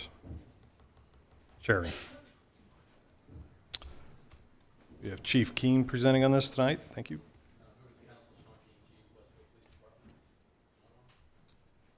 You hear me now? Hear you now. Members of the council, Sean Keane, Westfield, Chief Westfield Police Department. I know I went over the background on this last meeting, and if there are any questions that have come about as a result of that, I'm here to answer and happy to answer any questions that you have. This is just basically putting funds that we currently are getting into a proper fund location and for better use. Yeah, first it's establishing the account, I think is what we're doing now, Okay. and then later they'll ask to Move the funds. where they Okay. need to be, yes. Thanks. Any questions by the council? Motion to approve ordinance 26-12. Second. Motion made by Councilor Huff, second by Council McCarty. Clerk Treasurer, would you please take a vote? Patrick Tam? Yes. Kurt Wanninger? Yes. John Dart? Yes. Joe Deppner? Yes. Noah Herron? Yes. Chad Huff? Yes. Victor McCarty? Yes. Motion carries 7-0. Thank you. Second item on the agenda, our next item on the agenda is ordinance 26-03, built PUD. Yes, thank you, members of the council. For the record, Dane Crabtree with the Community Development Department, standing in for Lauren Gillingham Teague this evening. The item before you this evening is the adoption consideration for the proposed built PUD ordinance. The subject real estate is just under 11 acres in size, generally located on the southwest side of State Road 32 and Gray Road, north of the Midland Trace Trail. As proposed, the ordinance would allow for the development of makerspace business suites on the northwest half of the site, while leaving the remainder for future trail-oriented development. As proposed, the PUD requires Area A to be developed in substantial conformity to the architectural elevations, site plan, and landscape plan in the PUD, while Area B is required to come back at a future date for council to review prior to development. This item was introduced at the council at their January 26th meeting, received a public hearing and a unanimous favorable recommendation at the March 2nd Advisory Plan Commission meeting. At the request of council, the developer plans to record a commitment excuse me, to protect existing vegetation along the Midland Trace Trail, which is uploaded as an additional exhibit this evening. The representatives for the petitioner is here this evening and would like to provide a brief presentation prior to your consideration. Thank you. Thank you. Thank you, Dane. Good evening, City Council members. I'm Lisa Claghorn from Church, Hiddle, and Antrim with my colleagues Matt Skelton and Jack Witzik. We represent Built.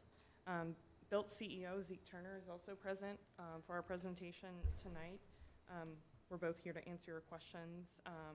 As Dane stated, and thank you, Dane, you covered most of what we wanted to share tonight. As Dane stated at APC, there was a unanimous favorable recommendation for this 10.81 acre site. But the PUD does include the concept plan for the northwest portion of the site. Southwest area would be designed, as Dane stated, at a future amendment.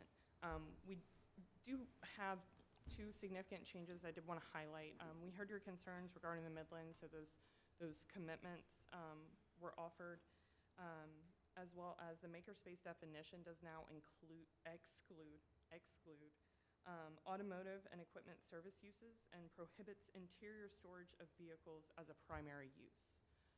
That was not our original intent, but we wanted to make sure that that was explicitly stated within that makerspace definition to exclude those uses.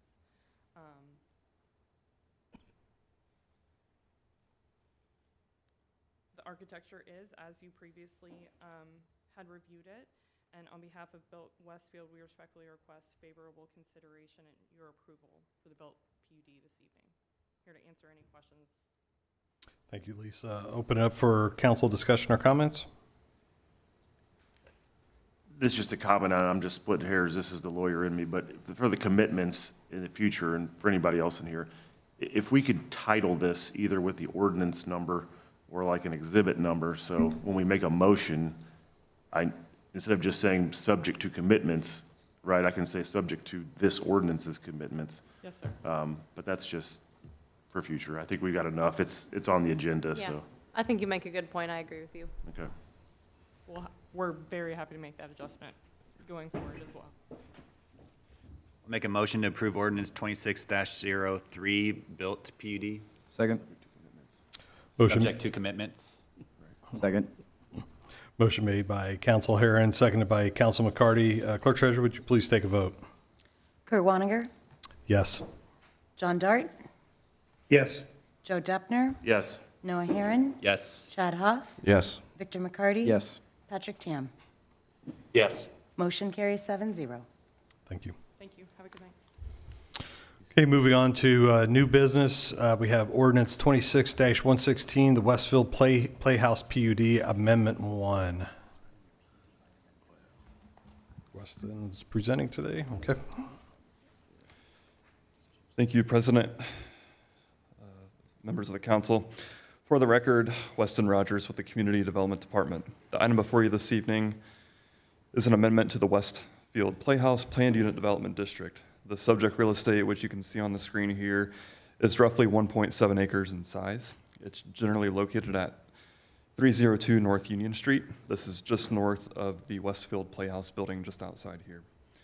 The proposed ordinance would add real estate to the existing Westfield Playhouse PUD to permit a 2-story commercial office building to be developed on this property. The ordinance also includes proposed architectural elevations, a site plan, and landscape plan. A public hearing for this item is scheduled at the April 6th Plan Commission meeting.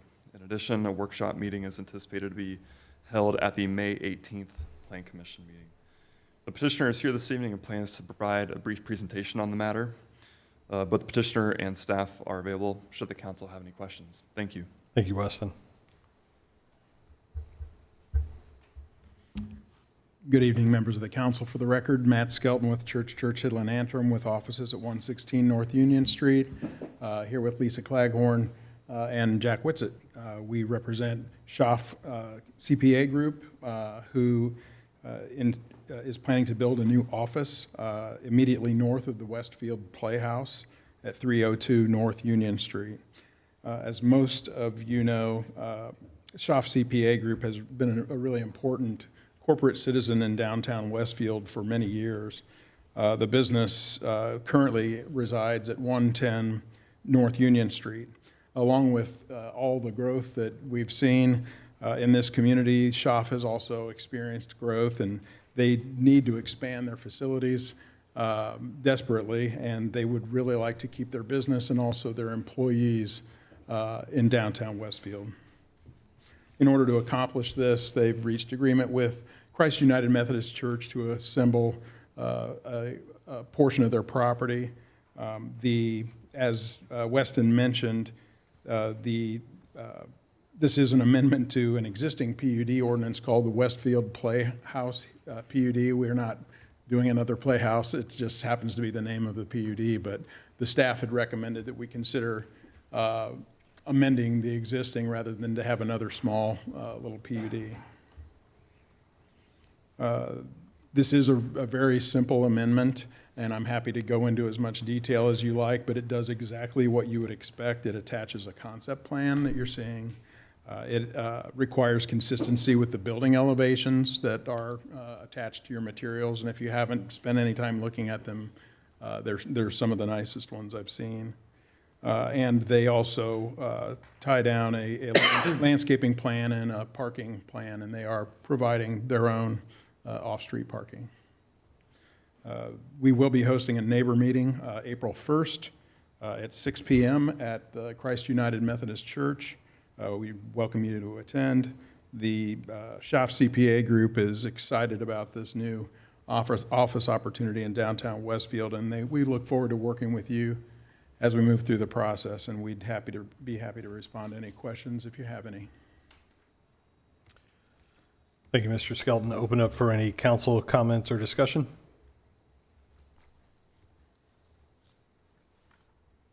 I do have a question in regards to the current building architecture. When the future development site is developed, does it have commitments on similar architecture structures? Or is it not tied together? Yes, it is. This is supposed to be representative of anything that would be built on that property. Okay.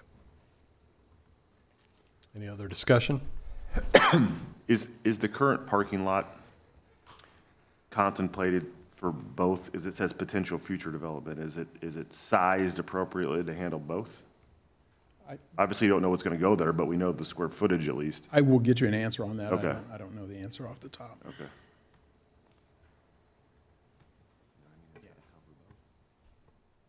What's the current, is it commercial use or like what's the zoning exactly?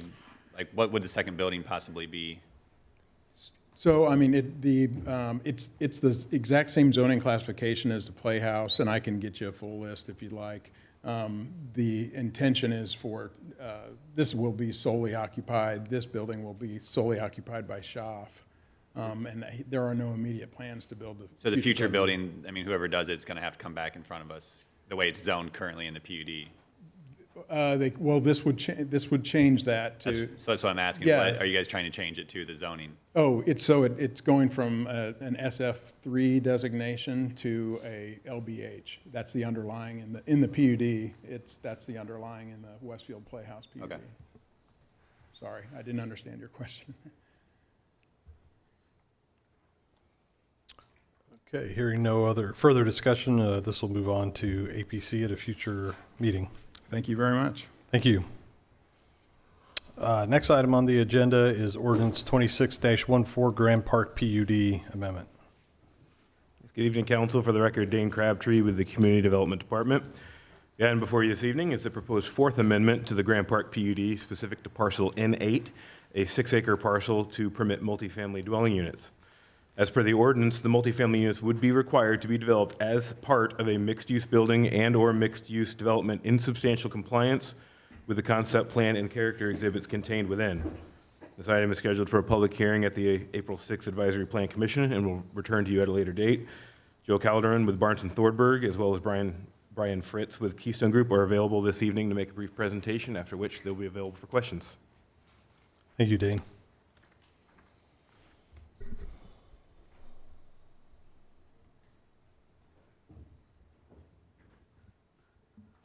I'd like to address a couple of things prior to representation from the developer group. I'm Janelle Fairman. I'm the Chief Executive of Economic and Community Development.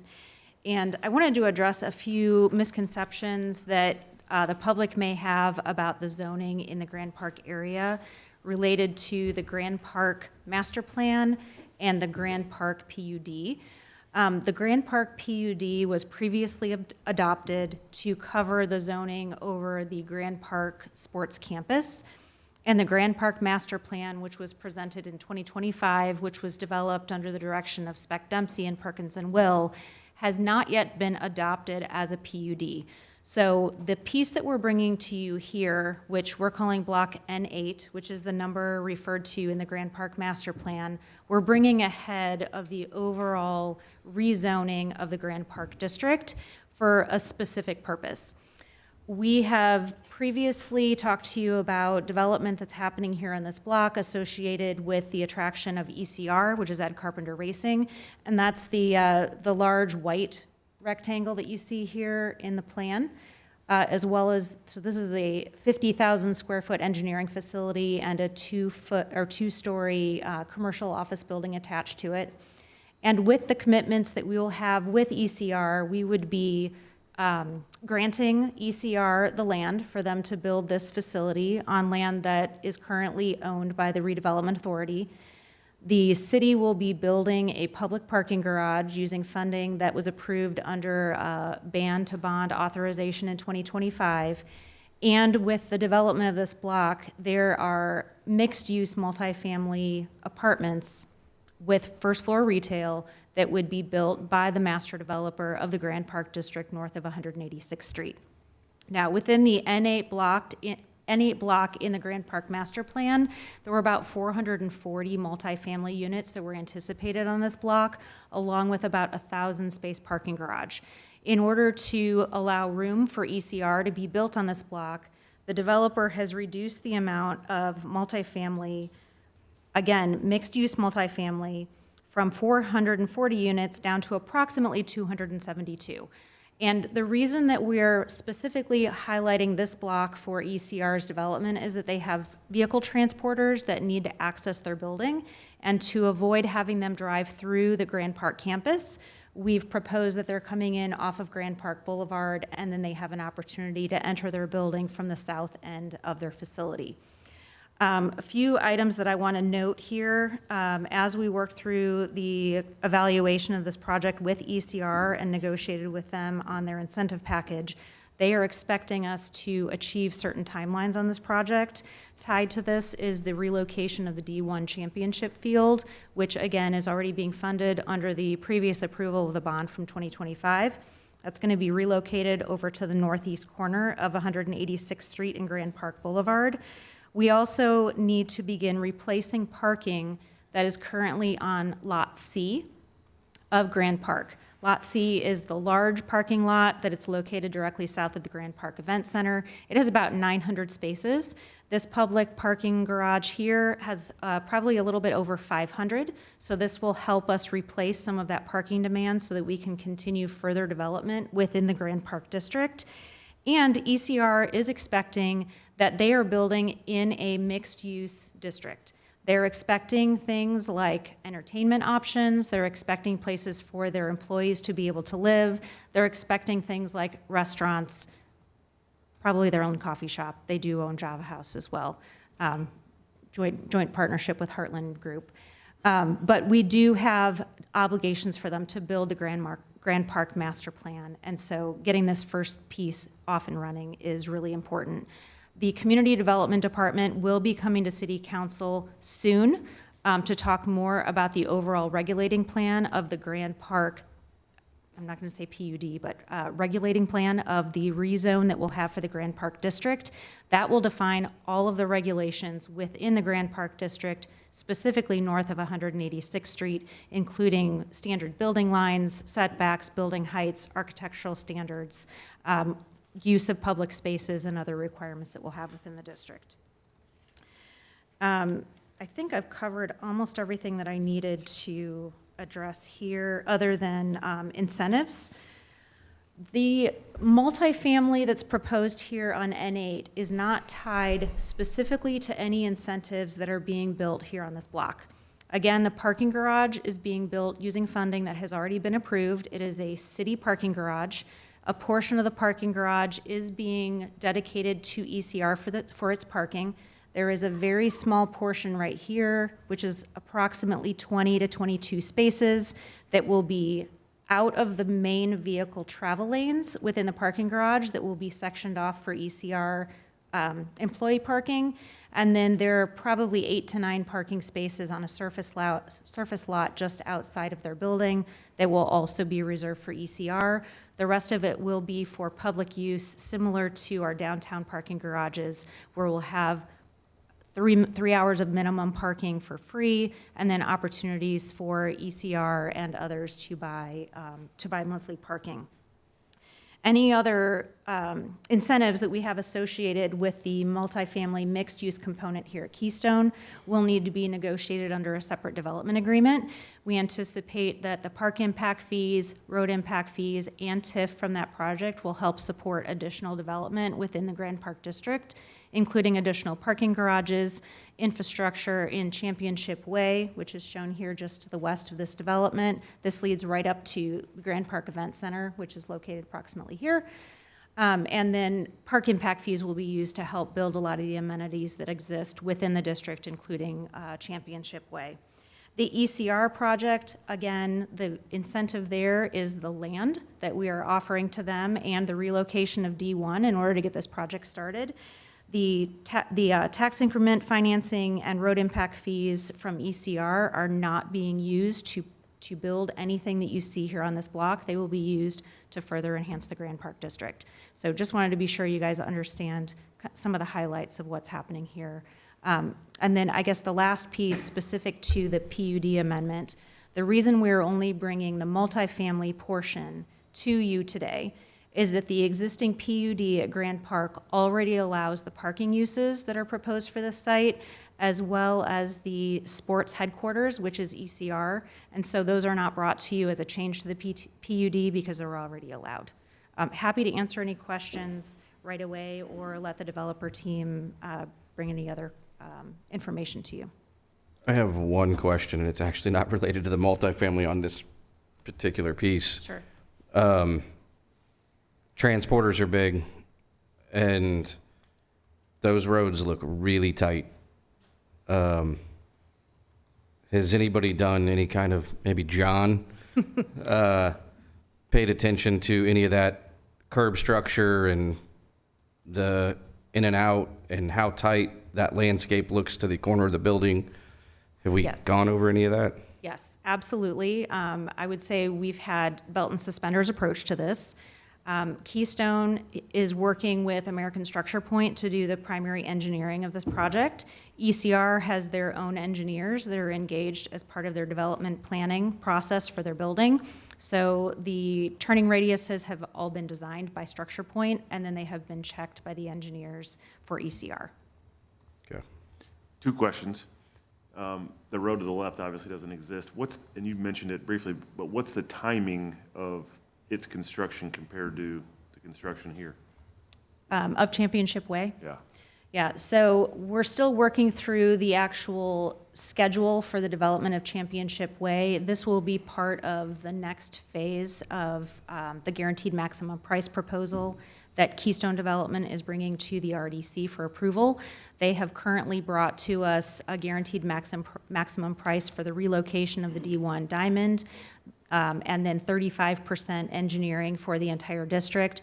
They will soon be bringing us the guaranteed maximum price for the garage and the surrounding infrastructure along with their development schedule. From a phasing standpoint, though, just a moment.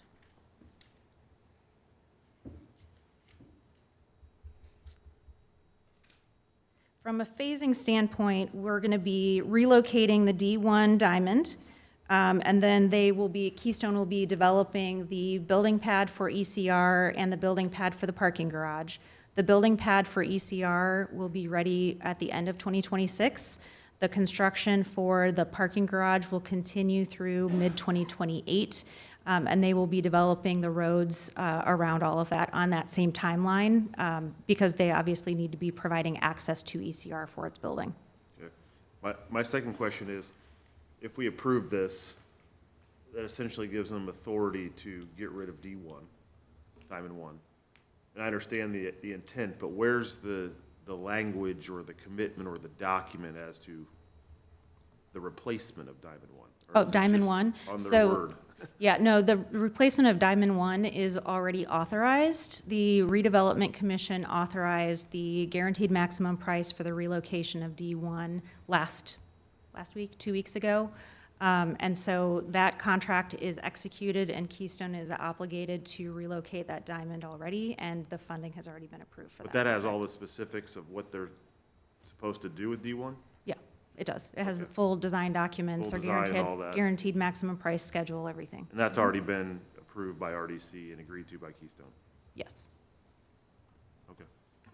Something else I had too, and I actually had this conversation with Councilor Tam today, and I don't think, Janelle, you and I have talked about this in a while. I think it's kind of gotten lost. It's been a while since we introduced ECR. There's a lot of questions around why does ECR want to go there?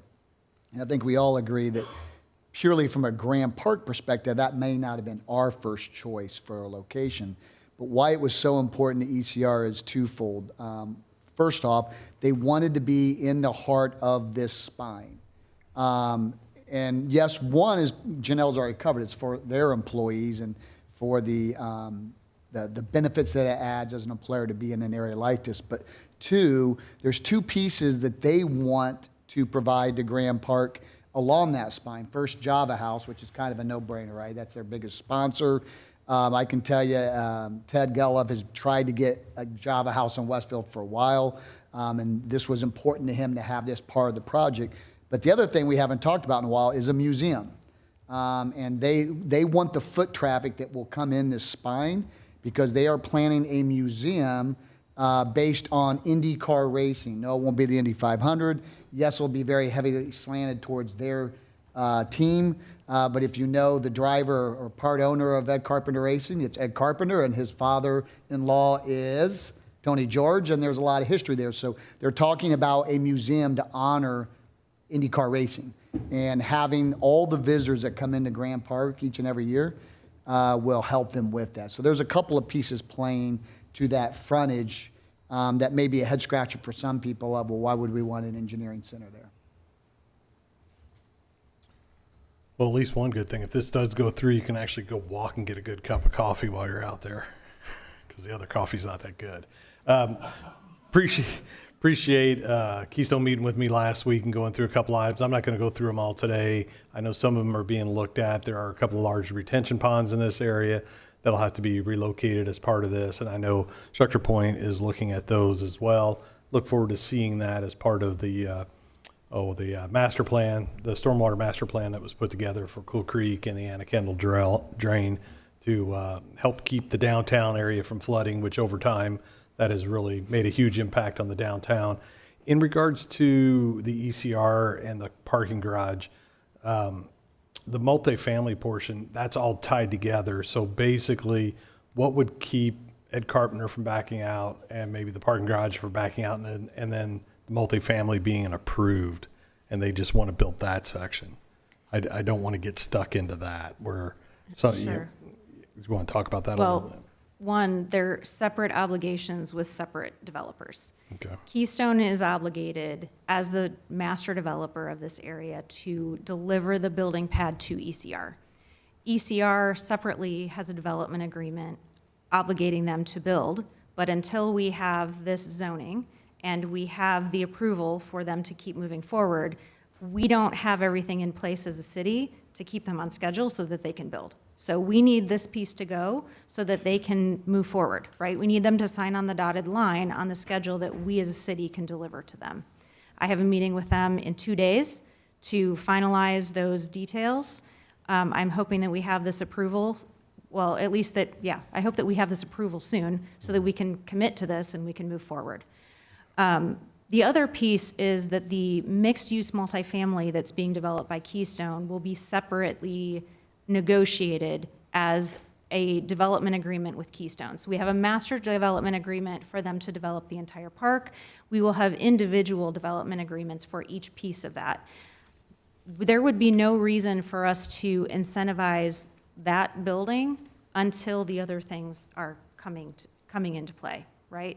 We would want to tie that into other developments that are happening within the district so that we just didn't have this small piece of multifamily mixed use standing out there in the middle of the park. It has to come with a bigger commitment.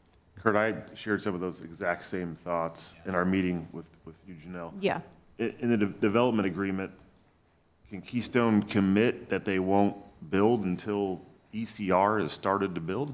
Or something along those so lines? there's a key component here that allows the city to have the ultimate control over this, and that is that it is the city's land. Okay. They So can't do anything until we give them a right of entry or we grant land to them. Okay.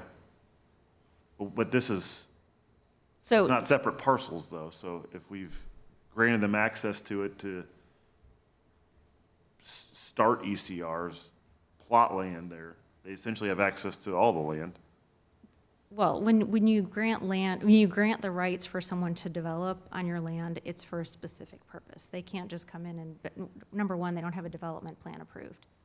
This is Okay. just approving zoning. So you're confident that we have the ability that the multifamily will not be, construction will not start until ECR has started their build? Unless we lost ECR, then I cannot guarantee. Well, that's the point. That's the point. That's the point. Well, We'll work I can more, only, we'll I can work only more on guarantee that. things to some point. I mean, at some point, something needs to be built here in this district. ECR is the first commercial development to go here. There is no way that the Keystone project is going to go before ECR because we have to develop other things, including a parking garage, before that can be completed. The only way, ECR when wants. you say it won't happen, but the only way to make sure that it won't happen is if it's in a written agreement. Because you just said it could happen. So, okay. Twisting words around, I think, but just to be clear, if ECR is not built, then we are not going to have a commitment of Keystone to wait until ECR is built. If it doesn't get built, Keystone's not going to not build the rest of the development. The ECR deal is between the city and ECR. The ECR agreement is not tied to Keystone, other than Keystone has to develop a building pad because we have told them to. I'll also add to that too, and I'll let Keystone speak for themselves, but I've heard it a million times from Ursel, and if you know Ursel, you know what I'm saying. Ursel doesn't want to build that up there either. If ECR doesn't happen, what was always contemplated, and I don't know if we still have a diagram of what was in the master development plan, the whole block was mixed use. So I can assure you, if ECR doesn't do their slice, Ursel's not building that half mixed-use development project. He's going to come back with a full mixed-use development because that's what was originally contemplated. He's only doing that because, one, we need the TIF revenue to pay for a lot of that infrastructure is going to build out at Grand Park. But two, we want to maximize that space and we need that mixed-use development to pull off what we're trying to do in the area. That's not ideal for Ursel, and he would be happy to start over if ECR doesn't happen. We don't anticipate that. We hope it doesn't happen. But the only guarantee I can give you is, one, what Janelle said, but two, I'll let Ursel call him and he'll chew your ear for about an hour. I can assure you he won't build that without ECR. No And way I that's agree happening. with you, and I've talked with two other people from Keystone, and Janelle and yourself, and I don't dispute Ursel would say that, but that's just what people are saying, and things change. And so I'm looking for a guarantee that that's what's going to happen. And so I'm fine with the development. That's the only last remaining piece that I have a problem with is I'm not operating on handshake agreements because that's what they say they're going to do. I want to see it somewhere where we're protected. I understand what you're saying. It's an agreement that hasn't been written yet, so they have no rights to do it. This is just adding the zoning to allow multifamily to be built on this parcel. That's all it does, is it allows multifamily to be built here. It doesn't give Keystone specifically the right to build on our land. It gives the right for someone to build multifamily mixed-use development on this parcel. Nothing more. But correct me if I'm wrong. This will be the last point I'll make. If we approve this and Keystone develops it and ECR backs out, theoretically, it is possible they could still build mixed use there. Theoretically. I mean, purely from a zoning perspective, yes. But I think the key here is the city owns the land and it has ultimate, I mean, if I'm speaking out of turn, say so, but city ultimately owns the land and will control that decision as the landowner. Not to mention, there's financial incentives attached to this that we're not going to give if it's not built. So we still control we hold all the cards here. I mean, I'm just trying to wrap my head around it. I understand, and I appreciate this the way you think, and you're a good lawyer, and this is what you get paid to do every day. But I'm telling you, they're not building that unless we want it built. Craig and Keystone can speak for themselves. There's no way they build that without TIF. Ain't happening. We've never done a mixed-use project without. So one, we hold that. Two, we hold the land. Three, Ursel doesn't want to build this anyways unless Ed Carpenter Racing. There's a million things, and is there a 0.001% chance something crazy happens? Well, I don't know. But you're an attorney. You've seen things you thought you had locked tight. I'm sure that somehow there was a loophole somewhere, but we certainly don't anticipate it, and we certainly feel like we have our side of the deal controlled. So, Janelle, with the mixed use, like what percentage of the first floor is dedicated to commercial versus residential use? Is that written somewhere? Not in the PUD, but when we do the development agreement, that will be written into the development agreement. And Preferably, the development agreement for this block will be connected to other blocks so that we know holistically what's happening in the area. Okay. Like, this is not critical mass to make a district happen. The amount of multifamily here isn't sufficient to stand on its own. So we're going to need to look at this more holistically. I get it. When I met with Keystone, they talked about Victory Row being the entire first floor, and then Grand Park Boulevard on the other side, not. So, but then also Java House, it's not going to be a standard Java House store or location as we would expect as well. Could I suggest that maybe we have Keystone do the rest of their presentation before we Sure. ask other I questions? can't see Thank who's you. in the room. Thank you.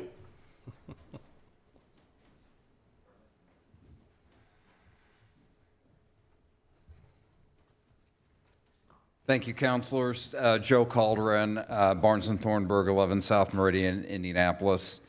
I work with Keystone Group on a number of their projects and have been asked to kind of step in and work on this one as well. And simply put, as Janelle said, all we're presenting tonight from a PUD amendment standpoint is just adding multifamily.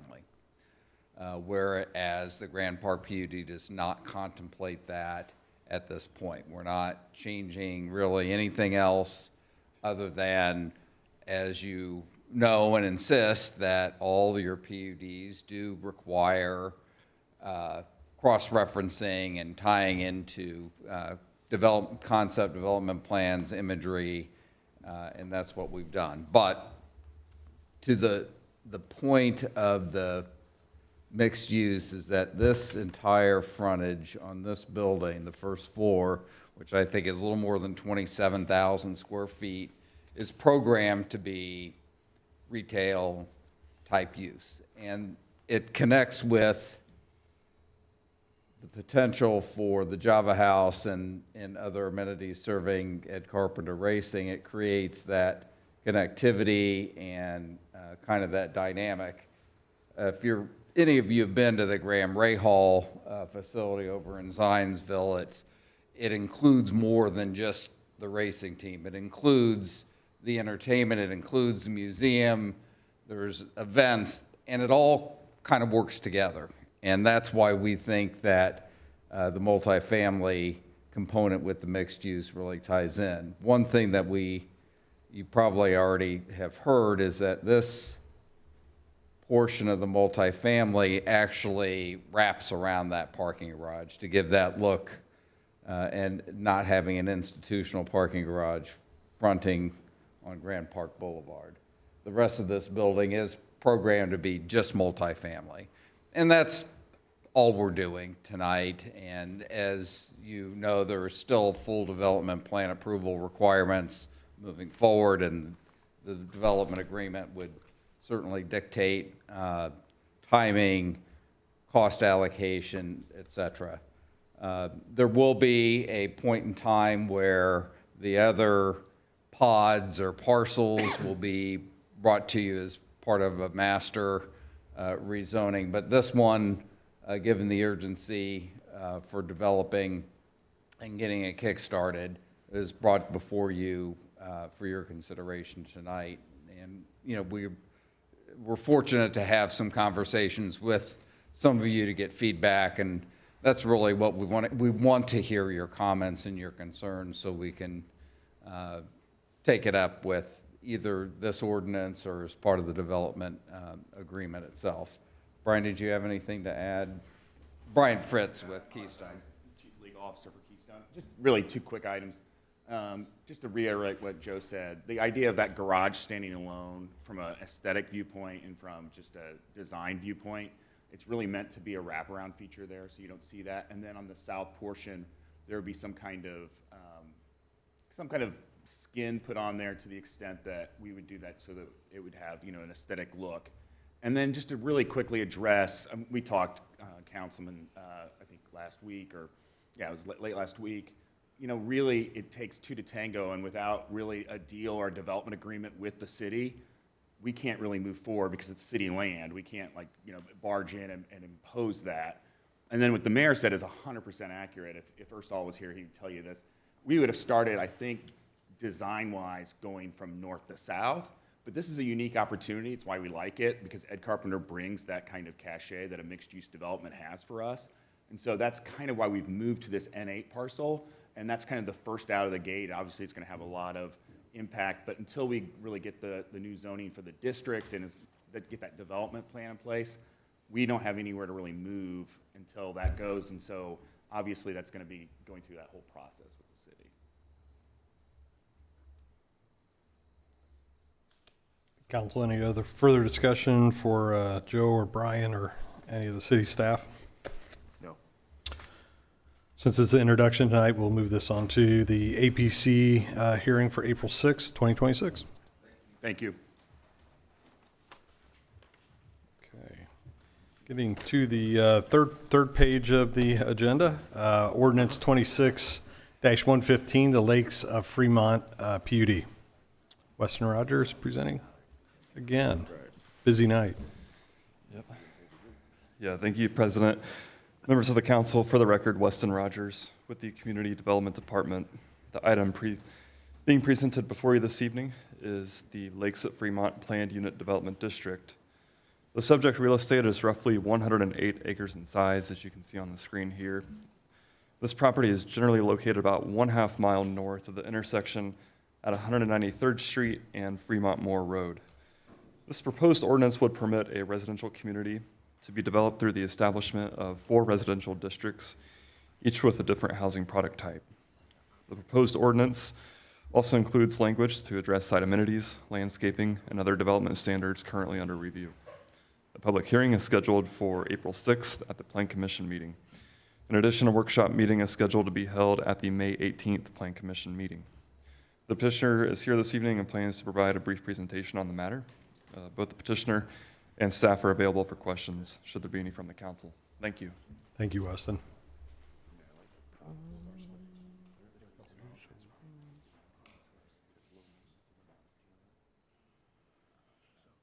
Yep.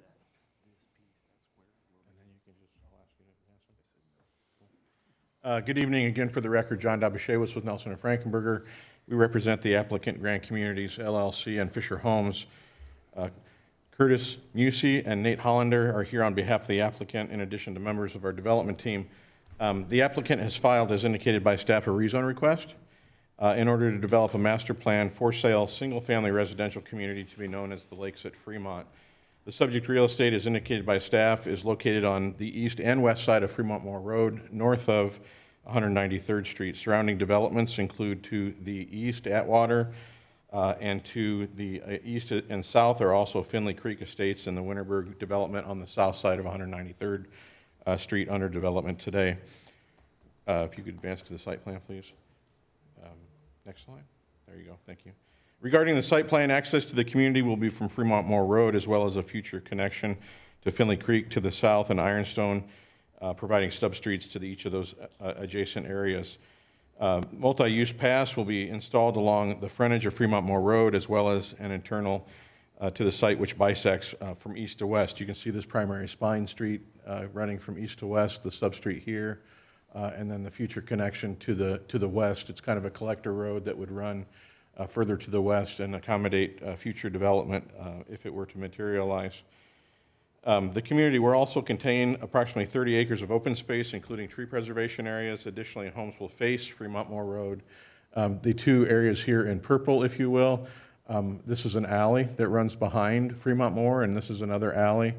The homes that are along these lots that I'll show you momentarily would face Fremont Moore rather than having the rear of homes or the garages facing that perimeter street as one drives by.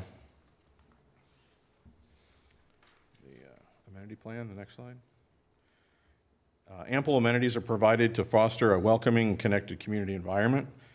In this regard, the plan is for a centralized cabana building and pool, including golf cart parking. Seating areas are provided throughout the development, which will project out into the pond, offering panoramic views of that pond. So as planned, the ordinance would require substantial compliance with this layout. There's a seating area here. Some of the suggestions that have been made in our meetings with stakeholders would include perhaps replacing certain elements with more active use, such as playgrounds, fire pits might be replaced with that, and we'll obtain additional input as the process moves forward and take those into consideration. There are also lawns and as flex spaces that could accommodate playgrounds and other uses that have yet to be contemplated, in addition to the passive amenities, which would be more towards the walking trails and seating areas. Other passive amenities include landscape common areas and the preserved naturalized area for everyday enjoyment by all residents in the community, that thereby reflected on the concept plan. If you can advance to the next slide, please. This is the Grand Estates collection. There are, as indicated by staff, 4 different product types. This Grand Estates collection is currently being constructed as part of Chatham Hills development near the intersection of 31 and State Road 38. Homes in this area would include 23 home sites and include homes ranging from $1.1 million to $1.4 million in value. In addition to that, if you go to the next slide, there's 68 home sites that would accommodate the Masterpiece Collection series of homes. Those homes have previously been constructed in Westfield, further south along Ditch Road and 161st Street, and are currently planned at other locations throughout the market. Those homes would be generally between $775,000 and $950,000 in range. In addition to that, 60 home sites, 59 rather, are the Designer Life Collection, which is a series of patio-style homes which includes exterior maintenance. So things like, next one, sorry, I skipped it. There you go. That would be the area that includes exterior maintenance, lawn mowing and snow plowing. In the wintertime, home values there are anticipated between $500,000 and $600,000 in value. And finally, the homes in the last exhibit, those homes would be an example of the homes that would face Fremont Moore Road. All of the homes contain specific architectural requirements for all the product types, including but not limited to masonry on all 4 sides of every dwelling, streetscape diversity standards, which would address anti-monotony throughout the development, and product-specific standards such as side-load garages for the higher-end development product, which would be required under the ordinance. We look forward to presenting this matter to the Plan Commission. That hearing will occur on April 6th. However, in advance of that, we sent out notice, and I believe copied council members, on a neighborhood meeting that we'll conduct. That meeting would be next Monday, March 30th.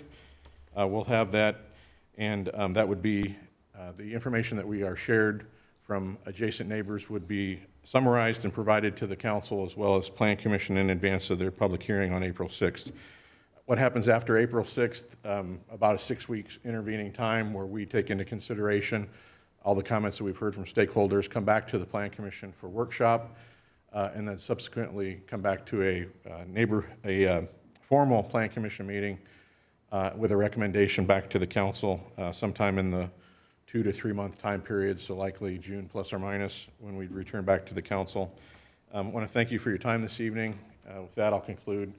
Be glad to address questions you have now, and if you think of something between now and the intervening time with the Plan Commission, please reach out to us. Thank you. Open it up for further discussion from the council, for the developer or city staff. Have you reached out to any other landowners? Like, I mean, it's a lot of farmland, and obviously we just got done talking about master plan communities and whatnot, and obviously not everyone's gonna be a master plan community, but I'm guessing you guys have reached out, and what have some of those conversations been? And I mean, is it pretty much landlocked now where you're at? Well, areas to the north and south on the east side of Fremont Moore include existing single-family homes. So if I can, there's single-family homes here to the south. To the north, in fact, is a larger home site. One of the sellers of the subject real estate owns this property to the north. To our west are just 2 or 3 parcels. The Reynolds family has ground to the west, and to the south of us, the 40 acres to the south along the west side of the road. We will be in contact with them. One of your council members has asked us to consider and determine what road improvements we can make south of this development to connect it down to 193rd Street, both from a pedestrian access standpoint as well as vehicular connection, so we can consider making those improvements to that segment of road, getting us that quarter mile, 40-acre parcel separated to the south, that 40-acre parcel distance between the two. So we'll reach out to the Reynolds family. They were sent notice of our neighborhood meeting. We have contact information from them. We'll reach out to them because we'd like to consider obtaining the necessary easement or right-of-way to produce a pedestrian path that would connect this neighborhood down Fremont Mall Road on the west side to where Winterberg is connecting along 193rd Street. So then you have a direct connection. In terms of additional real estate, it hasn't been contemplated. This development includes 4 different product types, and it includes 220 homes on the 108 acres. It's just under, or just a hair over 2 homes per acre on the development, and it's a development that Fisher Homes feels comfortable with in their ability to deliver over their anticipated investment period.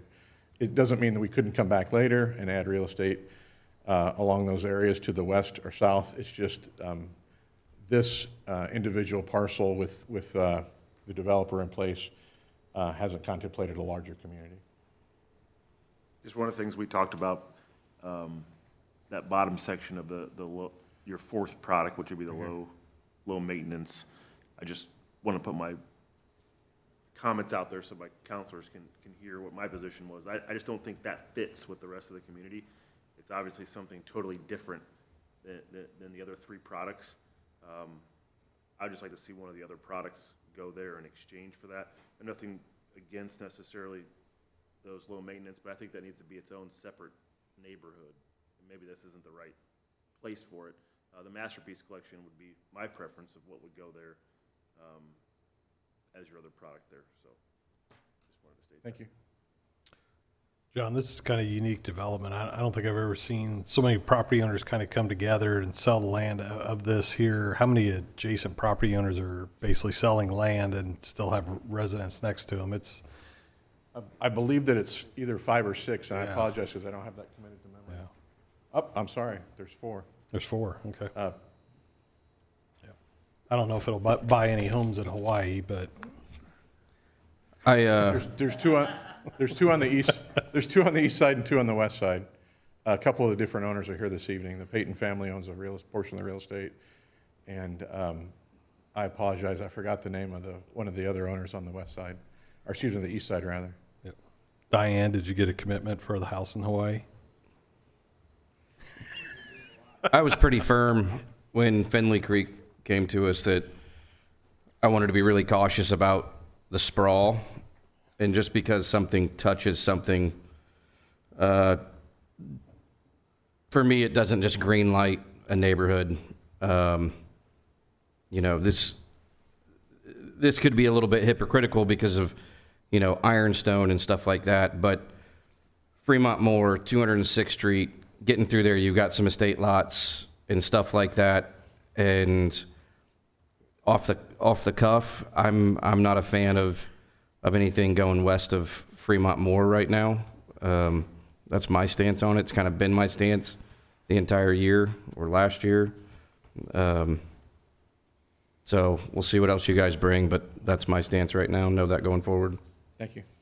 And to echo those sentiments, my stance on Ironstone is just about the same as my stance on this. Last year, I was nearly a no on 60 lots for the Finley Creek Estates. I was a huge advocate for it to not touch Fremont Mall Road because it is a country road, almost in a worse state of repair than Casey Road, which is hardly even a road right now because of all the construction traffic, and before that, honestly, as well. So that feeds into my philosophy, as well as the same issue that was on Ironstone, which is the tree preservation. There are nearly 30 acres out of the 108 acres here that would be nearly clear cut. That is a big concern as we continue to talk about the comprehensive plan moving out northwest. Where can we preserve trees and just overall land where we can? When there's so much land available, I said the exact same thing with Ironstone, when there's so much land available, there's just no reason to be clear cutting trees. But in general, the infrastructure concerns here are huge, and that's something we have to take into consideration as we move northwest. So, thank you. All right, this is an introduction tonight, so look forward to moving this forward through the APC process. Thank you for your time this evening. Thank you. Okay. Next item on the agenda is ordinance 26-13, the council authorizing additional appropriation for the DOJ Equitable Sharing Program. Good evening, councilors. I drew the lucky straw and get to present this additional appropriation. This is a housekeeping item, just so you're aware, to align the city's accounting with the establishment. Sorry, should I pause? Sorry, I didn't know. Okay. That would align the city's accounting with the establishment of the Department of Justice Equitable Sharing Program Fund. Previously, forfeiture proceeds were deposited into the LEAF Fund based on information that was available at that time. Those funds have since been identified as federal equitable sharing revenue and are being reclassified to the appropriate fund, which you established tonight, to ensure proper tracking and compliance going forward. There have been no expenditures made from either fund where these funds are concerned in the past. Thank you. Clerk Treasurer Marla Ayler, any discussion from council? Okay, hearing none, we'll move this forward to a future council meeting. Next item on the agenda is ordinance 26-18, council authorizing and approving additional appropriation from the operating balance of the opioid distribution grant fund. Danielle, or who's presenting on this? You skipped 17. Oh, I'm sorry. We'll go ahead. If you want to do that first, We'll go ahead and do this. I'll take that one. Yeah. Whatever.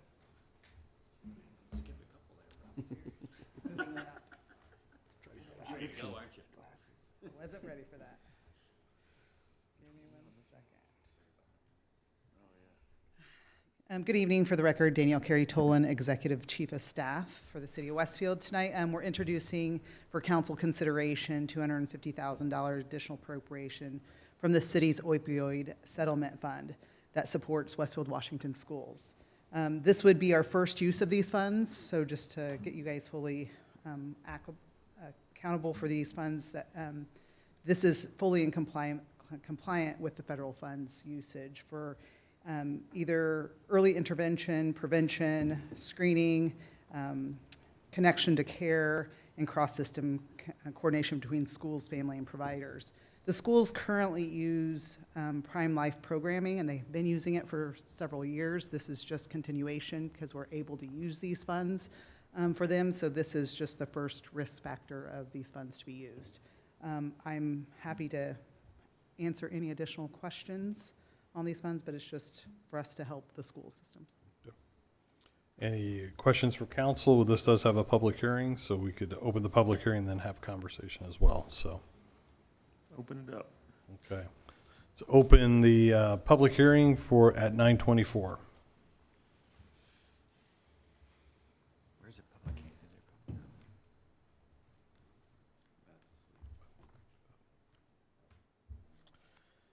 Seeing no one coming forward, I will close the public hearing and we'll open it up for additional comments if anybody has any. No, I'd like to make a motion to approve resolution 26-120. Nope, we can't. I think this is a first read. This is the first reading for ordinance 26-18. Oh. Yep. Sorry, now I'm skipping it. Oh, there's another opioid one later, so yeah. That's the second. That's the second one. You can hold that for we'll back up and then we'll come back to that one. I'll just be quiet. Okay, hearing no other further discussion, we'll move this on for a future council meeting. Yes, Thanks, Daniel. Okay, now we're going to back up and go to ordinance 26-17 for the Common Council of the City of Westfield in concerning Fund Number 255, formerly the Westfield Welcome Fund, now the Community Engagement Fund. Sure, so I can talk a little bit about that one. Fund 255 is currently titled the Westfield Welcome Fund. It was created by ordinance in 2024. As you know, all city funds are created by ordinance, and the State Board of Accounts requires the ordinance to list all revenue coming into that fund and all allowable expenditures from that fund. It came to the administration's attention recently that Fund 255 should be amended via ordinance to first rename the fund from the Westfield Welcome Fund to the Community Engagement Fund. That's just kind of an alignment with branding throughout city events, and to allow grants to nonprofit entities. The fund is not supported by general fund tax dollars. It's entirely funded through event-related revenues like sponsorships and event fees and similar sources. So in many cases, the nonprofit actually helps the city put on the event and helps generate revenues. So the city would like to be able to afterward enter into a grant agreement with that nonprofit entity with the funds that they actually help the city generate. As with all grants, it would be supported by a grant agreement that would come before you via the claims docket. The grant agreements are all vetted by legal. It protects the city and allows us to recoup any money that we provide if the nonprofit does not follow the restrictions in the grant agreement. I have a few examples, like an event like Barktoberfest. The Humane Society helps put that on. So then afterwards, there would be a grant agreement on the claims docket. So basically, this ordinance is really just a cleanup to help make sure that the allowable uses, funds coming in and funds coming out, are all listed in the ordinance. So basically, the city would enter into agreements with non-for-profits for that, and then basically, they would come basically back through us, through the claims docket for approval is the only thing we would really have input on, correct?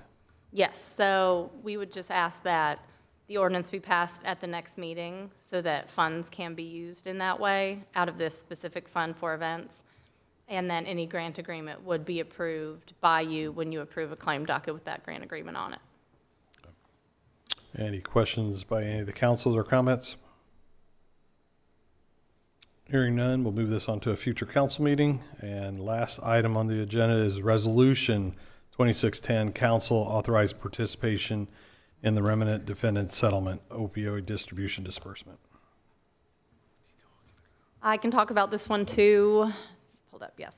So this is part of the ongoing litigation against distributors of opioids. This resolution deals with a new national settlement with 6 additional opioid distributors and dispensers. The total value is almost $98 million. We don't have specifics yet for what Westfield would receive from this and when. Typically, the settlements have kind of trickled out over a very long period of time, but it's still something. Generally, every Indiana city is just considered part of these. But for this one, none of the attorney generals have entered into it. So I asked the council that represents us, and they said that we actually would have to take action to agree to the settlement and to receive any settlement funds.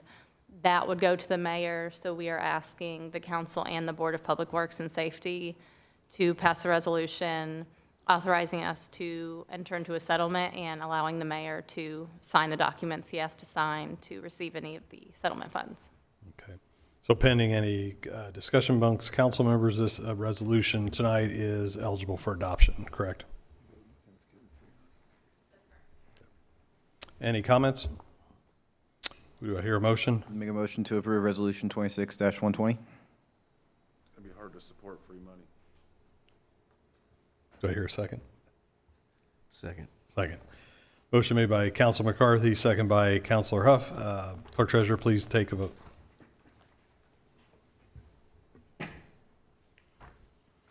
John Dart. Yes. Joe Dupner. Yes. Noah Herron. Yes. Chad Huff. Yes. Victor McCarty. Yes. Patrick Tam. Yes. Kurt Wanninger. Yes. Motion carries 7-0. Thank you. Any council comments this evening? Any mayor comments this evening? Well, let's see here. Where do I start? No, I don't have any comments. Motion to adjourn? So moved. Still got to sign.